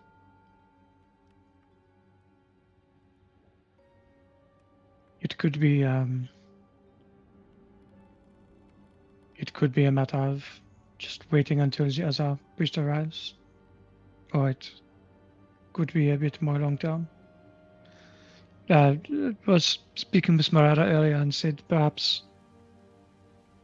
Jen is going to bring us good news that we can go back to Gaeta.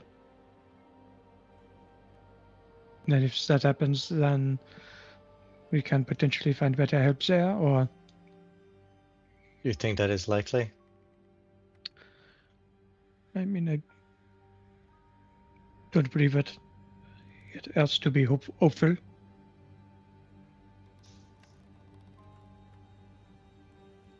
Sure.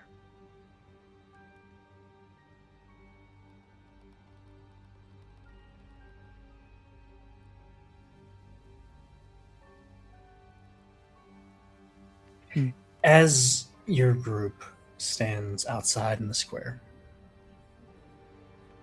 and if you'd like a visual, maybe you would like to switch over to the map view. In Lindholm, you start to feel a tickling in the back of your neck. The hair just starts to stand up, and you feel a chill run through your body.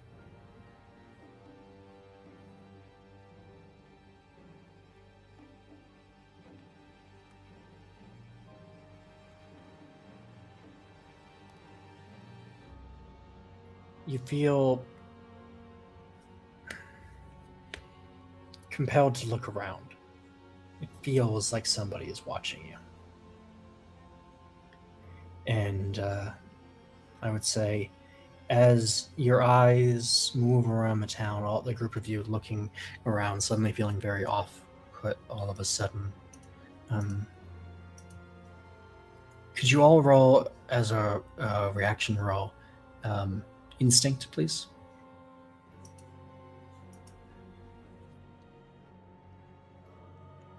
Okay.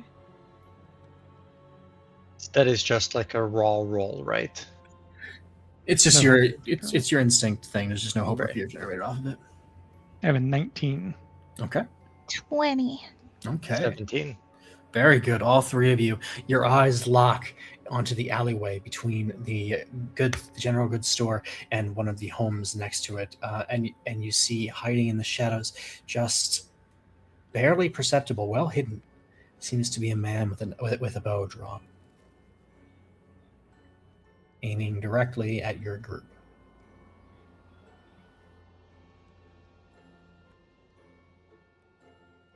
As you look and begin to react to this, the world around you changes.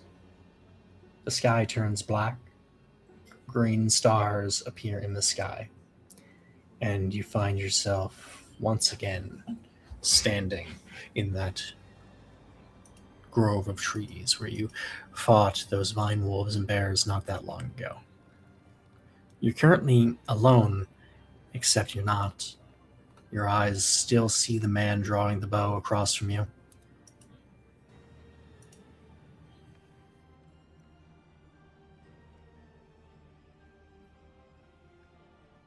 And as your eyes focus on the man with his bow drawn, you hear the howls of wolves in the distance.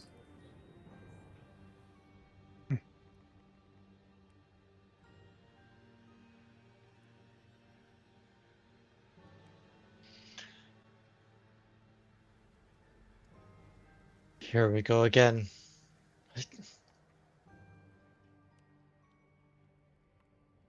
So this is like it was at the festival, basically.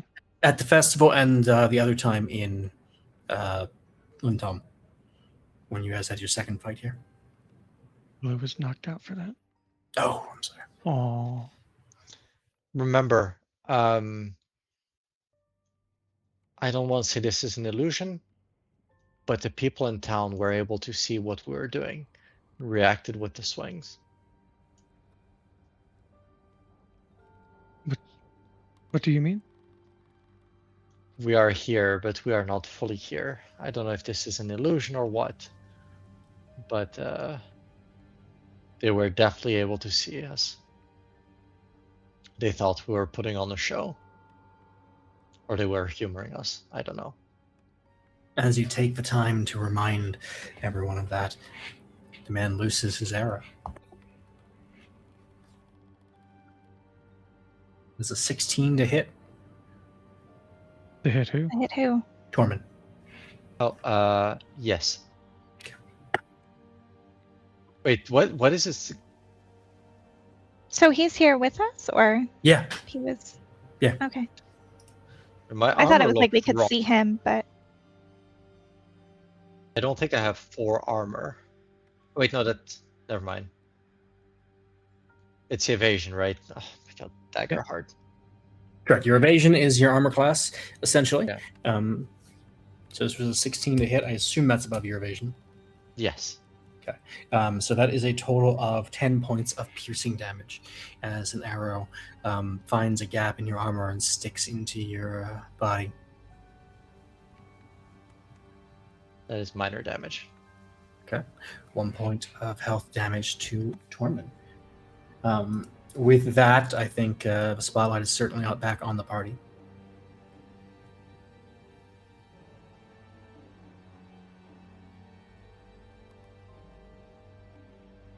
Are you all right? I mean, they point at the arrow kind of sticking out of me, but I'm also not, massively hindered, if that makes sense. Let's see. Okay. One moment, this will hurt a bit. I'm gonna kind of light my hand up and yank the arrow out and slap it on where I just pulled the arrow out, and do 3 points of damage because you pull out a broadsword arrow. Yes, exactly. Broadhead. We're gonna do 3 and heal 2. No. I'll do the spellcast roll. So I have to beat a 13, which I did not. So I will mark a stress, and you gain 1 hit point back. Thank you. I mean, I had 1 hit point damage. Appreciate it. Well, you're welcome. Sorry, what did you roll? I rolled a 6 with hope. With hope. Okay. Yeah. Oh no, technically I rolled a 9 with hope, but yes. Spotlight's still on the party. The howls in the woods sound closer. to buy them time while they are doing their healing shenanigans, I will attempt to enrapture the dude with the bow. Okay. Remind me. How far is he? 'Cause I don't So see on the map. sorry, he is pretty close to you. Okay, like close range. Like, sorry, 1 second. I'm trying to give him a name, make him more visible. You can see people even if they don't have names. Do they? People exist even when we don't know their names. That's true. So he's like 25 feet away from you, is my point. Okay. All right. So I do a spellcast roll, and while enraptured, their attention is fixed on me, narrowing their field of view, drowning out any sound, that kind of thing. Okay. Make your roll. My spellcast roll. He is not It's on the my map, button. right? He is on the Just map. No, I don't see him on the map. I don't see him either. Oh, did I? I'm sorry. 1 second. I see what happened.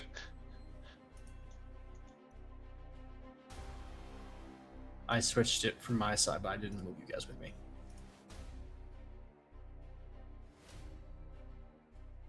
The enrapture is a 15 with hope. 15 with hope. Okay. That succeeds. Let's go vertical Okay. map. Drowns Sorry, out any sound but my really voice, so I... On me. Go ahead. What was that? I was saying, I'm sorry, roll 20 is really going slow on me today, but go ahead. Just be like, why are you doing this? And I will mark a stress to force them to mark a stress as well. They mark a stress, and you hear kind of a mutter as you say that. Nothing personal.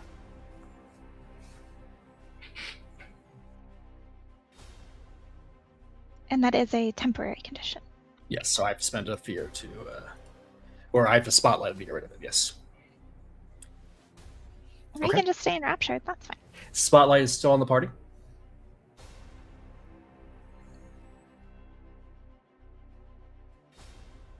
In response to the nothing personal, I will use Rogue's Dodge. So I will spend 3 hope to up my evasion.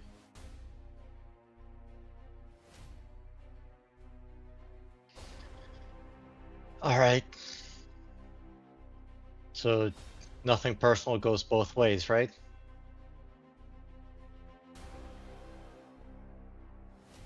If it were me, I would have taken it personally. I've been in enough of these to know what no personal means. Can you just do something while I have them under control, really? Come on. Just a quick question. Does it look like he's being forced into this at all? Like, regretful? How would you know? Like, does the face look like he's fighting something, like regretful, this type of thing? No. Or like he just looks, black? he looks calm. He is aiming a bow, and he is getting ready to shoot you again. Okay. I will go to stab him then. If nobody else wants the spotlight. Go ahead. Stab away. Where is Demi playing? Ah! Too many things on screen. I will stab with a forceful push. And I will like try to get a.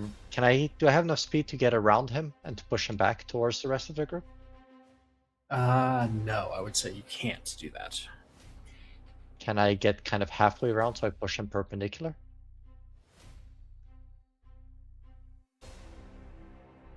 Oh, it doesn't have that big of an effect. It pushes. I'll say yes. I'll allow that. Sure. Yeah. I mean, so these are 5 foot squares.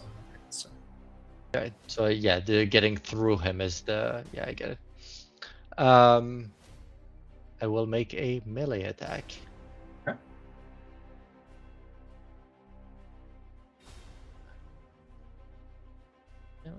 Do I get advantage because he's No.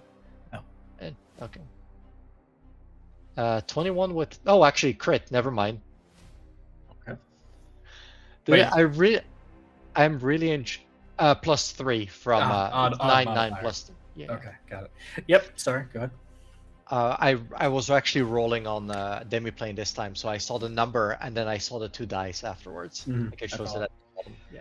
All right. Yeah. So roll your crit damage. All the die, right, are doubled?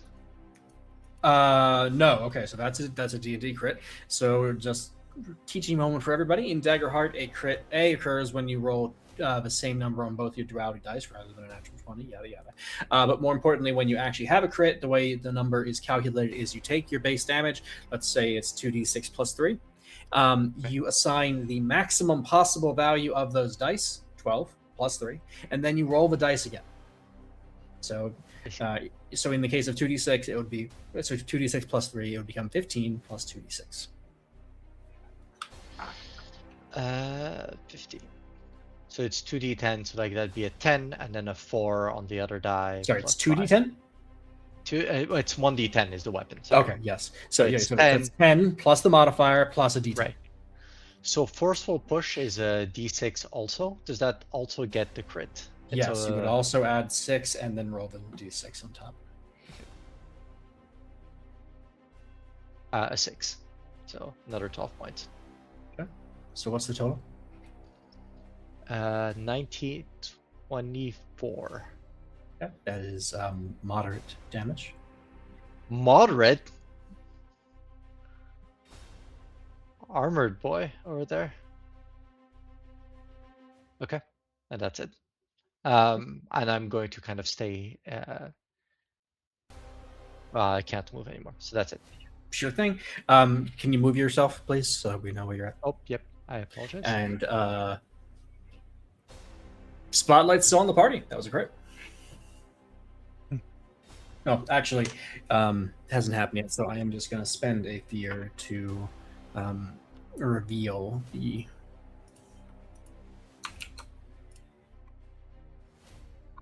other would-be assassins coming out of the trees to your other side.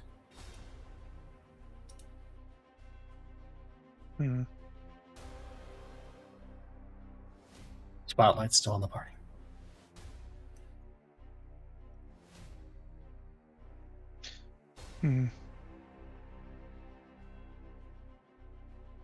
Morella, as you get a good look, you recognize the uniform of these guys. They are wearing the outfit of the Akulkan. That is the organized crime group most prominent in the north of Vesir, primarily in Valkyr and Manios.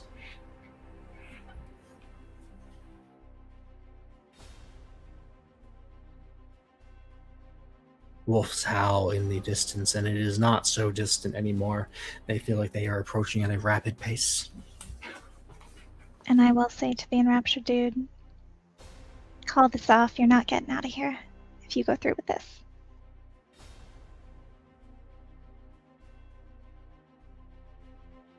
He kind of gives you a smile. I'm not getting out of here if I don't.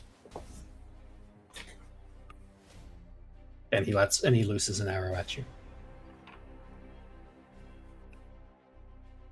It's a 13 to hit. Made it, yeah, 15. Oh, really? Cool. Oh, wow. You dance out of the way. Yeah, so I use the rogue's dodge, so it adds a 2 to my evasion until the next time an attack succeeds against me. Cool. Okay. Yeah. You dodge away out of the way of the arrow, and he just looks angry at that. Spotlight's on the party. To see the guys behind us. Mm-hmm. I'm kind of startled. But I'm going to take my hammer, and it's going to glow just a little bit, and I'm going to throw it at the 2 guy here. Okay. So that's a attack roll. The dice, do the thing. Okay, that's 9 and 7 is 16 plus 3 is 19 to hit. That'll certainly do. Excellent. Roll. Oh, it's with Hope, by the way. And the damage is, that's pretty good, actually. Oh, wait, let me make sure that's... Yes, excellent. 24. Yes. 24. Mm-hmm. And I'm going to... I'm using my divine weapon ability. Okay. So I'm throwing the hammer. So, I'm sorry, my spirit weapon ability. If I have an equipped weapon with a range of melee or very close, which the hammer has, it can fly from my hand to attack an adversary within close range, which is within 30 feet, and then return to me. I can also mark a stress to have it hit an additional adversary within range using the same attack roll. Okay. So Cool. basically, I throw a weapon and I can hit 2 with it. So I'm going to mark the stress and hit both 2 and 3 with that 24 points of damage. Very nice Whoa. hit. Moderate damage to both as they take a solid strike to the chest, both of them being thrown off as they start to draw arrows, trying to aim towards your group.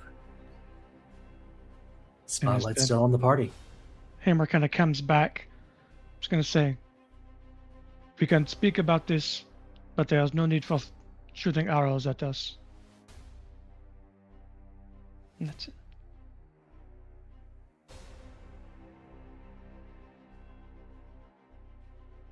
We got out of here last time. We'll get out of here again. We can help you. And as I say that, I will spend a hope. Okay. And I will call upon Midnight Spirit Man. That's what it's called, Midnight Spirit. Okay. Humanoid-sized spirit. To go to a Culkin 3.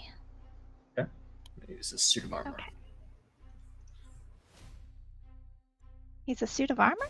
I'm going to use a suit of armor on the thing to okay. show you. Spell cast roll. Oh, I should have gone for one of the other ones. That's okay. It's a 15 with hope. 15 with hope hits. Okay. And then I will... Succeeds.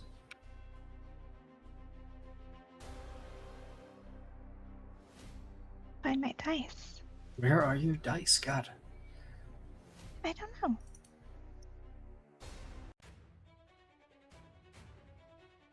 I'm failing at rolling right now. Okay. 12 magic damage. Okay. Minor damage. Minor damage. And It's not a... then he dissipates as the strike hits. Okay, so the suit of armor comes in, Goes away. whacks this guy, and fades back out of his existence. Good to know. I'll just leave this over here in case we need it again. Sorry, I thought there was a permanent something thing there. No, only when I'm making it carry things for me. Understood. All right, well, spotlight's still to the party. We're not rolling heavy on the fear tonight, in combat at least. So, For once. How's your guy looking, Tom? How's my guy looking? Or how's Tormund looking? No, you're bad guy. I don't know. How's he Describe looking? him to us. he's looking pretty good. Oh, yeah. How are his eyes? Does he seem like... Focused. Oh, okay. That makes sense. Hmm. I don't know. Tormund's kind of looking around. Not enjoying that moderate damage on.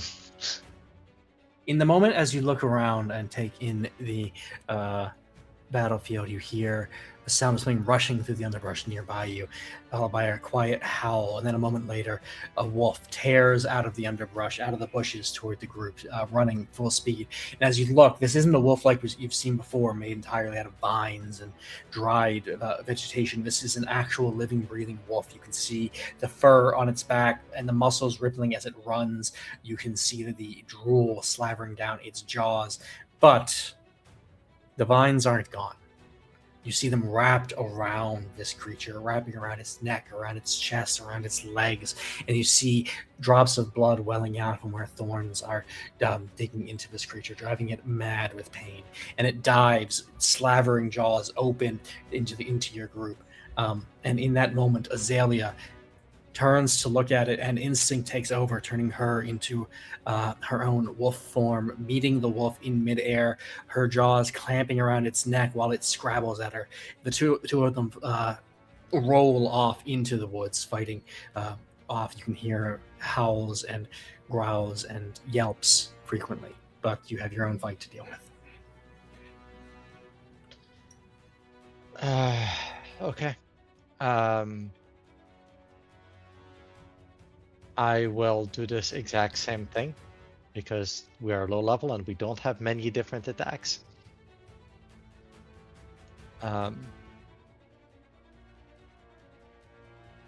Except this carpenter that blames his tools.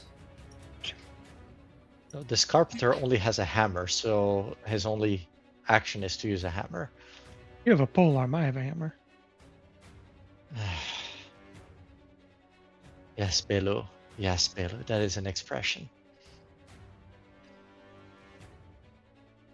Okay.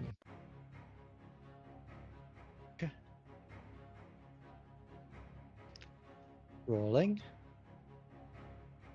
Ooh, 15 with hope. Okay, that hits. Okay. 2d10 plus. Oh no, the weapon is 2d10. Huh.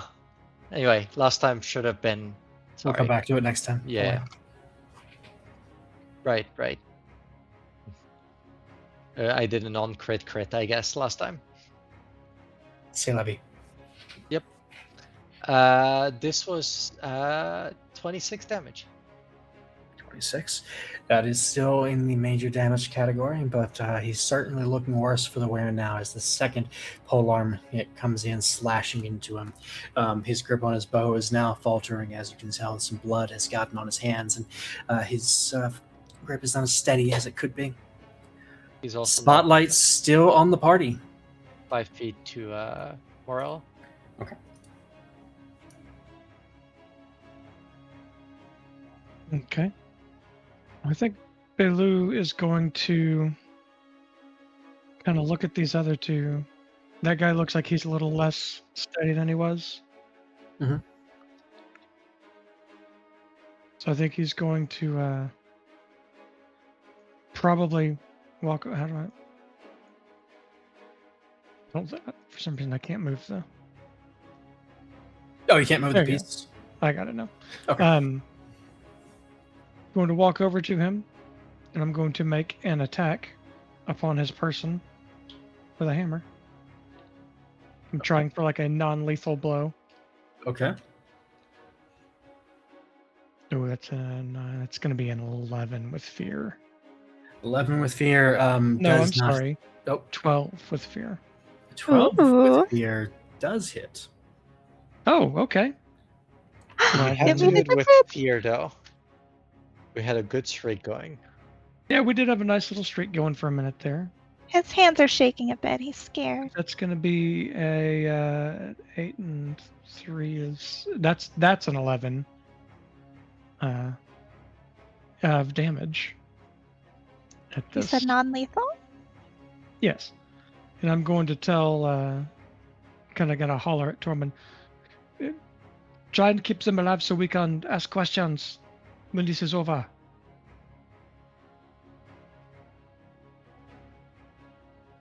The hammer hit comes in and clocks this guy on the head. You see his vision kind of blur and lose focus, and he staggers, throwing his bow down into the ground where it bends under his weight as he holds himself steady. And he takes a step back at you and redraws the arrow. You can see anger focused on you for a second, but then it flits past and eyes back on Morella. At which point he looses another shot out of there. That is an 18 to hit. That does hit. That is 13 points of piercing damage as the arrow takes you in the midriff or abdomen, sorry. Oh my, that is some major damage. Major damage. I'm going to use my armor. Helps me a little bit. Okay. Spotlight back to the party.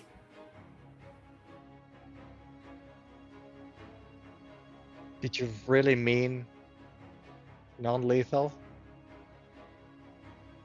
If you can get him unconscious for a bit, that is fine. Just cut his hand off. Yeah, Turtle, if you can get me unconscious. He has 2 friends we can question as well if we need. But it would be best if we could leave them alive soon, so we know what is going on. I'm going to fly. That is not like a thing. Like I just pull out my wings, basically. Which is kind of interesting, but then I'm going to just charge into him. I like stim for still push attack, but just like, you know, a flying charge for the. Our carpenter is getting better. Perfect. Roll your attack.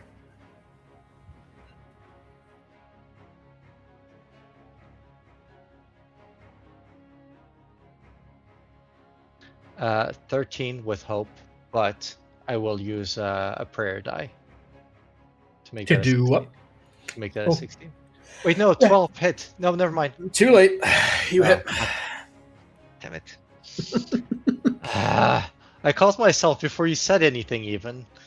Oh. How do I... Okay. It's fine, at least I'm using them for once. And okay. When you use your prayer dice, how do you envision that? Like, are you empowering the attack? Is it just like, is your hand just being guided by, you know, your deity? What do you think? So it's it kind of, the prayer dice are a little bit weird because in my head they have different, like you can do different things with them. Mm-hmm. You can help yourself hit more. You can reduce incoming damage.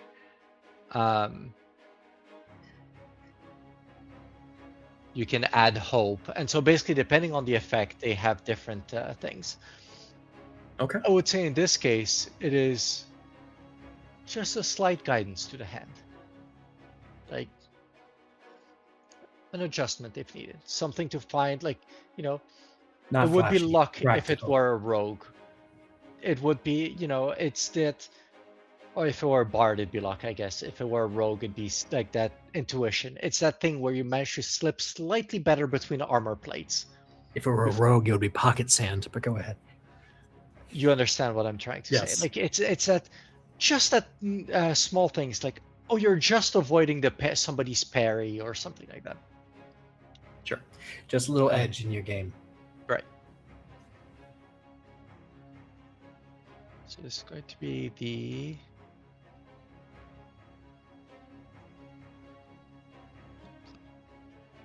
roll the attack, roll the forceful push, and roll... I'm going to spend a hope to do an extra d8 from flying and the flying attack.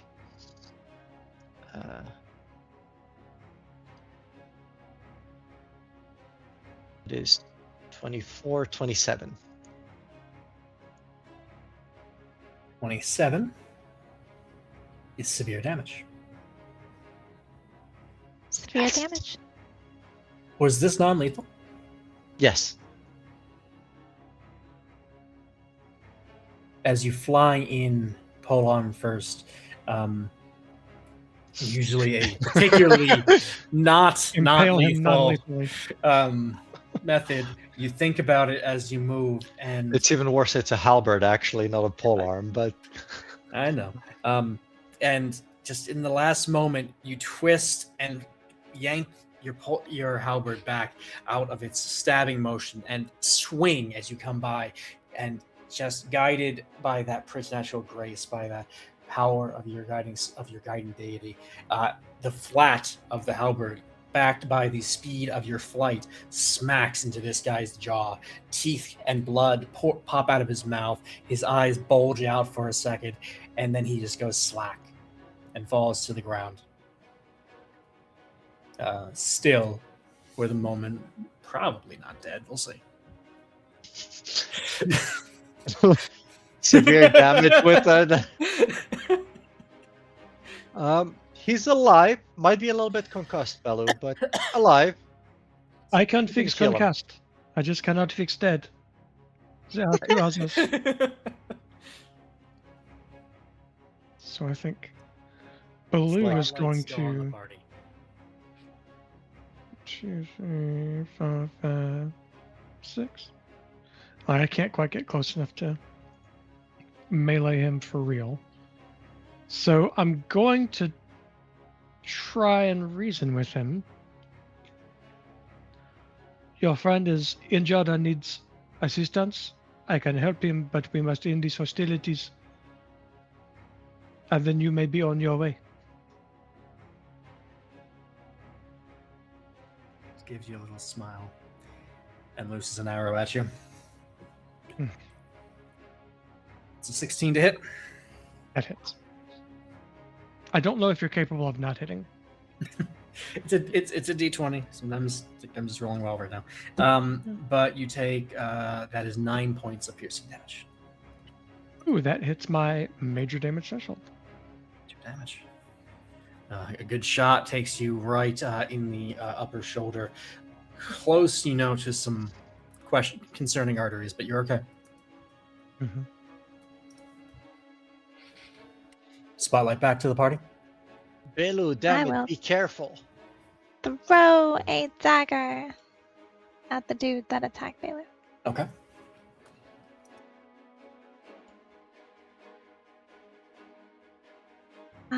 That is a 20 with hope. It flings the dagger dead on. It flies straight at a Culkin 2. Roll your damage. The damage, and it is a 9.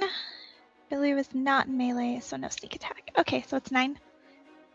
And as it hits him, it will kind of just disappear and then return in my hand. That's amazing. So Morella just turns and flings this dagger, and it flies and takes him in the arm, drawing blood that you see pouring down his arm. And as he looks at it and stifles a small shout, the dagger just disappears and shows back over to Morella's hand, where she just... It's Morella. It's Morella. Yeah, you rethinking this? It is at that moment that a new set of howls tear through the forest. No, we can't talk to wolves. Morella? And you can hear the rustling, not from your north, where the one that attacked Azalea had come from, but to the south, across the pond. Walking out of the tree line, you see 4 wolves, just like the one that you had seen with Azalea. Full, strong, adult wolves wrapped in treacherous vines, but probably more concerning to you, coming behind the 4 wolves, are 2 hulking bears of the same sort. These are large, full-grown grizzlies wrapped in vines, glowing green symbols over them, their eyes glowing a pale green, and they look absolutely ready to tear something apart. Their eyes seem to fix on both your party and the Akulkan you're fighting. The bears growl, the wolves howl and paw at the ground for a moment, thinking, planning. It's at this point that I would say the spotlight is back on the party to deal with things as you want, but in fact, I'm going to say next time we'll see how the rest of this fight goes. I hope everybody who joined us tonight has had a good time. We'll have more choices for you. We'll have more adventure for you, and we'll have hopefully more silliness for you as well. Next time, again, that's Wednesdays at 5:30 over on Twitch Pacific. We hope to see you. Thanks.